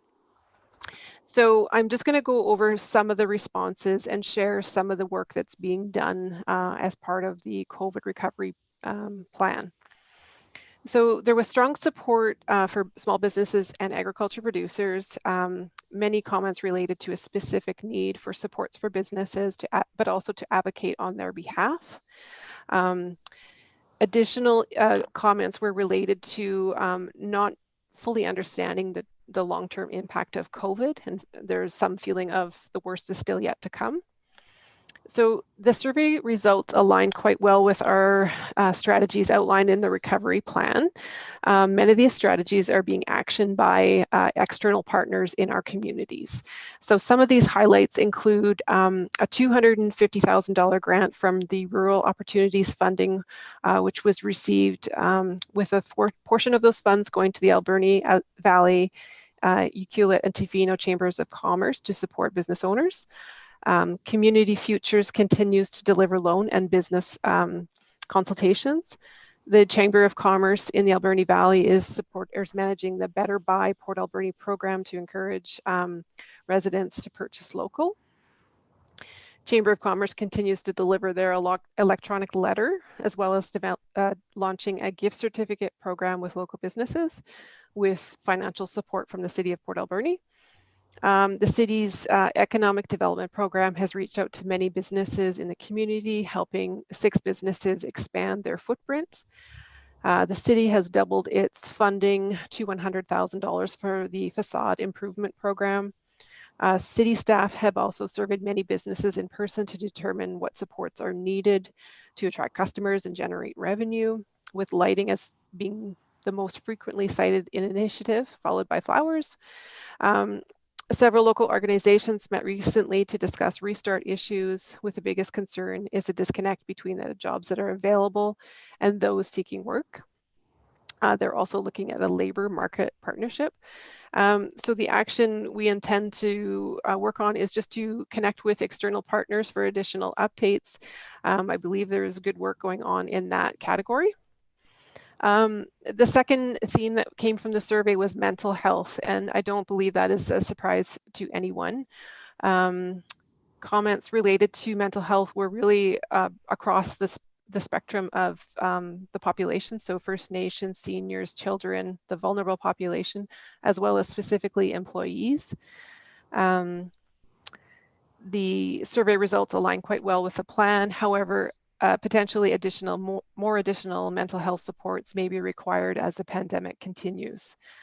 So the action item out of this one will be for staff to work with the Alberni Clayoquot Health Network to determine what supports are available. The third theme that came out of the survey was social concerns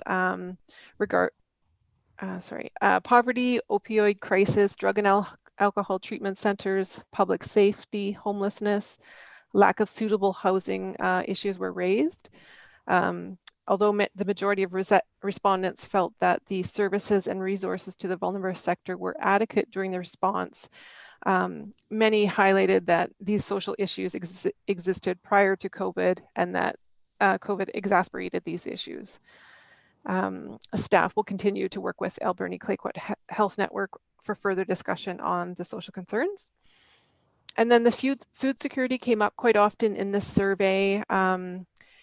Survey noted supports for agriculture producers to maintain as well as increase production. Abattoir was mentioned, and the accessibility of local produce to lower income earners.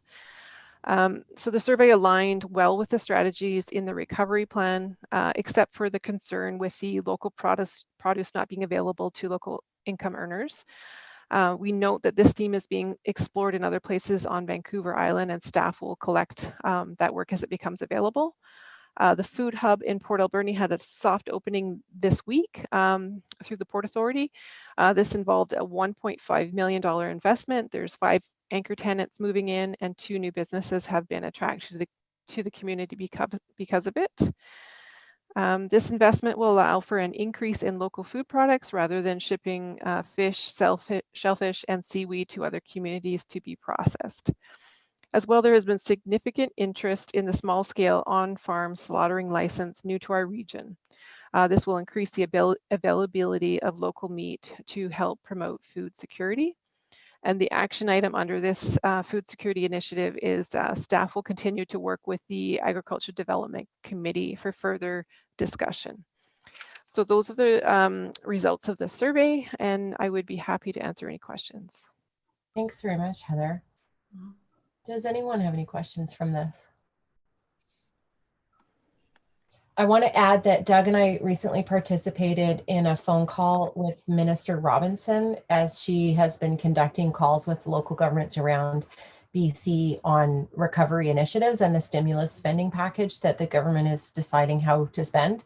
And so we had a call, and it was all regional districts in BC. Not all were actually on the call, but many were. And John Jack couldn't participate, so I took his spot.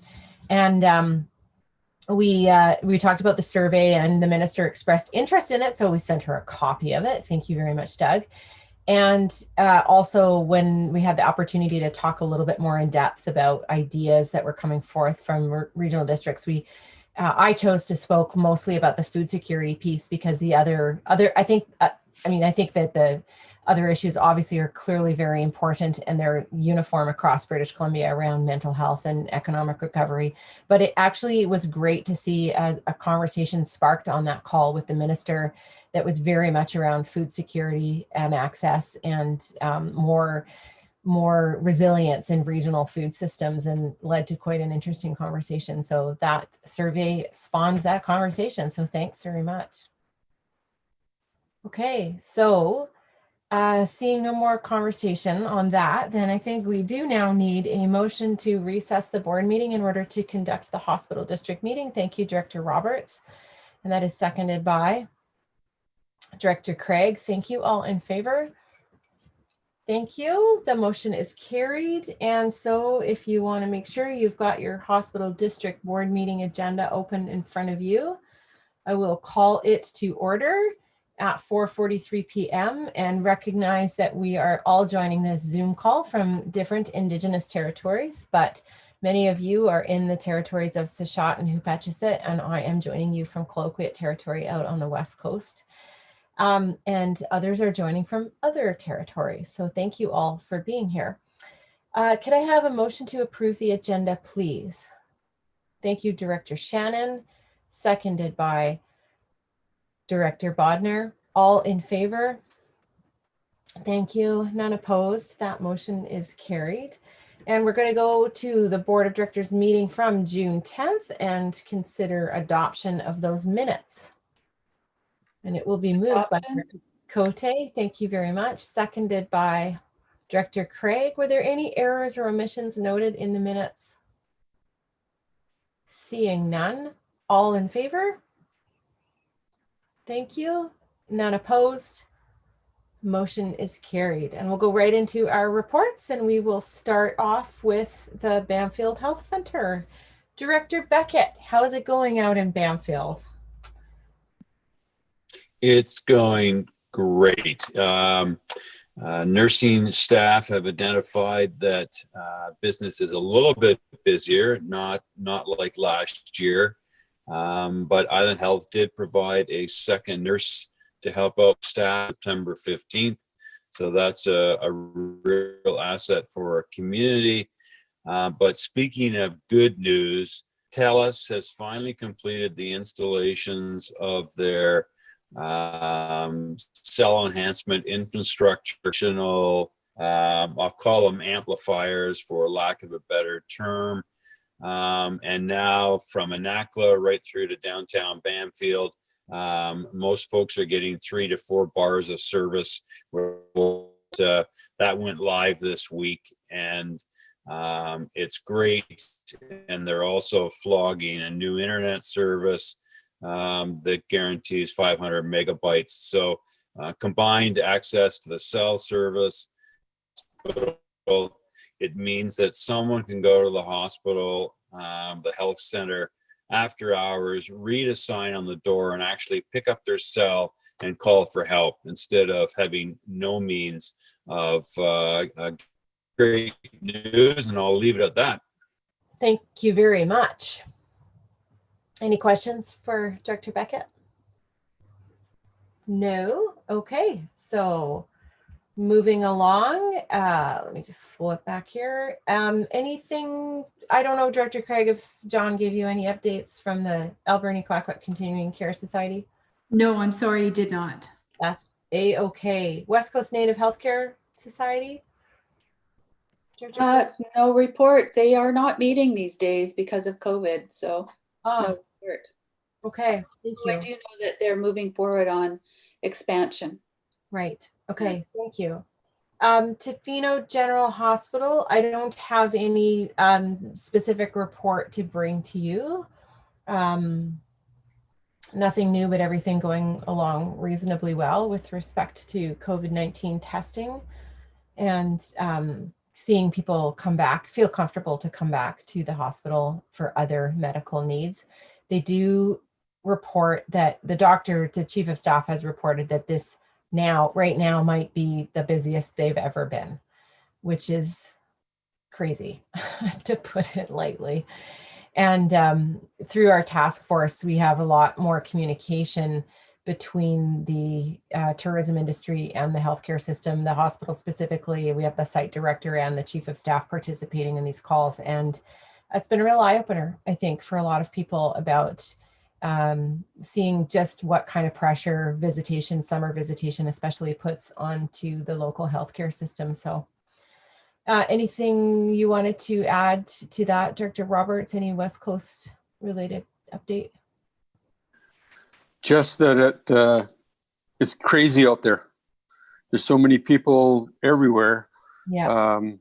Yeah, and I can understand why. I'm seeing a lot of, I think half of Alberta is on the West Coast now, and seeing the odd US vehicle. But yeah, it's just, everything is just chugging along, and you know, we're all getting busier out there for sure. Anyway, yeah. That's it. Thank you. Thank you. Okay, West Coast General Hospital, anything from Alberni Valley directors? And lastly, the official minutes from the Island Health and Vancouver Island Regional Hospital District semi-annual meeting that I spoke about verbally last time are attached. So you can see again the nature of the discussion and the discussion around long-term care in rural communities. Director Cote? Thank you. You missed the Alberni Clayoquot Health Network. Oh, I'm so sorry. Please go ahead. Oh, okay. It was an interesting meeting. We did talk about recovery, and really like maybe Director Osborne, for you to share your thoughts maybe that you had brought up regarding tools and information on advocacy, and on how 5 to 10 years down the road, what are we looking at?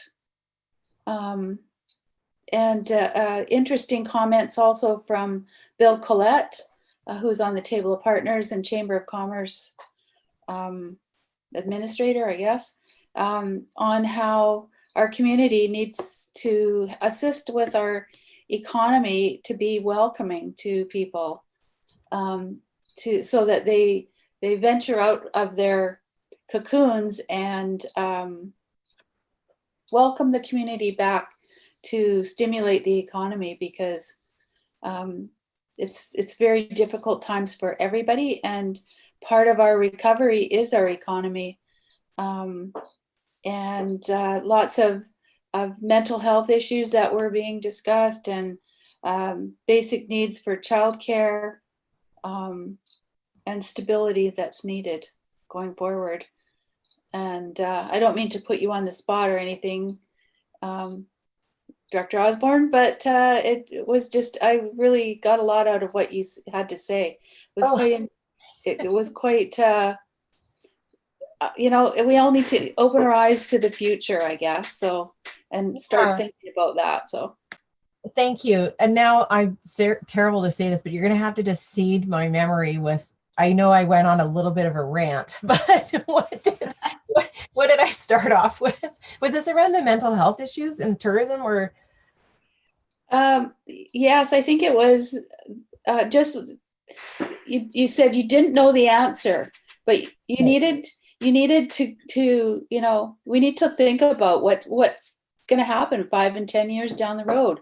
What is our lives going to look like? And what, you know, it really is the basis for what we all do here as local government, and how we're going to plan for the future for our communities. Mm-hmm. Everything, in my opinion, is changing because the needs are different. The requirements are different. Mm-hmm. And how is this going to affect our whole communities, and how are people going to react and behave? And it had to do with mental health. Mm-hmm. And yeah, are people just going to give up and say, you know, COVID is part of my life now? Yeah. Anyways, it was interesting. Well, thank you for that. I can't remember exactly what I said or how I put it, but I will briefly touch on that mental health piece, because I would say that and hearing Bill Collette from the Chamber of Commerce, again, having his voice at the Health Network, I think is a huge step forward, again, for building that understanding between people who don't typically use the healthcare system so much, and businesses, especially, that may not have a big understanding of what the healthcare system is doing for our community to help us all be well. And so to hear his opinions on just simple things like the difference between walking into a store in the Alberni Valley and having a person very warmly welcome you. Hello, thank you for coming. You're welcome to be here. Here's how we're conducting our business in the store right now. That was a very different feeling than walking into a store and looking around and seeing a sign, like often there's a big hand or stop, read this first, and that it was very off-putting. He was feeling it personally, but also I think just had some feedback through the Chamber of Commerce Visitor Center about that. And it's exactly the same on the West Coast. And this led into a bigger conversation around hospitality and hosting and welcoming people, and the anxiety and fear that we have with COVID-19, and how we are adapting to a new way of living, where we have to integrate the realities of the COVID pandemic into our lives, but we need to do it in a way that is kind and that is gracious and that is welcoming, and use the opportunity to open our eyes to things that are happening in our communities that we may have ignored before, we didn't know about it before. And then that led into a conversation around mental health and housing in particular. And on the West Coast, with the tourism industry, I think I pointed out the irony of being a tourism community that asks the world to come and visit us, and they do so, and they find this place incredibly restful. It's a respite for them. It's rejuvenating. It's all of these things. In fact, I've had people tell me, you know, I come to the West Coast because it's good for my mental health. And the irony, when you juxtapose that with the fact that the people who they are relying on for all of the services in the frontline tourism industry are experiencing some of the worst mental health challenges they've ever had right now. And you put that on top of lack of adequate and affordable housing and other pressures, and no wonder we're seeing some of what we're beginning to see on the West Coast. So it was, for us on the West Coast, I've met recently with the new mental health and substance use manager. I think her job title is Christine Doubtright. And she came to us from the Alberni Valley. So thank you, Alberni Valley. You have given us a real gift in Christine. And again, we're so underserved in mental health outreach workers because we don't have any housing for them. There's nowhere for people to affordably live. And when you want to have a community that is complete, you need to have those kinds of services in addition to all of the frontline tourism workers too. So it's actually spawned a very good conversation on at our council table in Tofino around our affordable housing projects and who are we building them for, and how are we going to ensure that can we ensure that we reserve some spaces for those positions like mental health and substance use workers who we need to be a complete community. So yeah, it's interesting, you know, that after all these years of sitting on the health network, I personally am finding it just more and more, you know, really seeing its value and the relationships that have been built at that table and how it extends out into the community, and having that business voice through Bill is really great. So I don't know, Penny, if that's sort of a version, but thank you. The long form. Yeah, exactly. Thank you. So now, switching again, just back to those minutes that are attached, you can see the minutes from that all hospital regional district meeting that we had, that I attended, and the brief kind of limited view into that conversation around long-term care and bringing up rural communities. And it's noted in the minutes that Scott McCartan did reply to me, and he did reply to me. And I began drafting a reply back to him that I actually have not sent yet, because I haven't kind of really formulated all of my thoughts around it. But I think my point about rural communities was missed. And so I'm thinking of a different way to try to express myself about how rural communities could be better accommodated and better acknowledged in Island Health's planning. So I'm anyone who has thoughts on that, I always welcome them, and you can contact me offline as well. But it's still that I just don't feel like it quite landed right. So I'm working on it. Any questions from any of the reports? Yeah, Director Cote. Thank you. Page 8. I see that there's an action to set up a meeting by the end of February to discuss Island Health involvement in the AVICC communities, so RDs to provide feedback. So I'm just wondering if there's a possibility that this could go further and through AVICC messages, communication out to regional hospital districts. And I'd really like to see that promoted. Thank you. Yeah. So this is an ongoing conversation. We've had it at a couple of all RHD meetings where there's this looming conversation around, we've talked about it before, around capital planning through RHDs and through changes to the provincial act that could enable a different approach to things. And this is somebody needs to kind of step up and coordinate this meeting. And so I've been having discussions with another hospital district director that I don't want to throw this person under the bus, so I won't say who it was, but I was hoping that this person was going to do a little bit of legwork and help get this set up, but it didn't happen. So it needs a little leadership there. And it might, I don't know, Penny, if you think it's something that the AVICC executive could help with, because if you think so, I think it would be helpful. Okay, so I'll talk to you, Penny, more, and we can go and talk to Carl and Liz. Okay, that's great. Thank you. Okay, any other questions from the reports? If not, a motion to receive the member reports, please. Thank you, Director Roberts, seconded by Director Shannon. All in favor? Thank you. Motion carried. And a motion to adjourn, because I don't think we have any questions. Thank you, Director Roberts, seconded by Director Beckett. All in favor?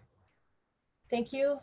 And that is carried and we are adjourned. And so now we're back in the main meeting. And if we could please have the motion to move in camera and close the meeting subject to, as per the community charter, sections 91A, 91B, 92B.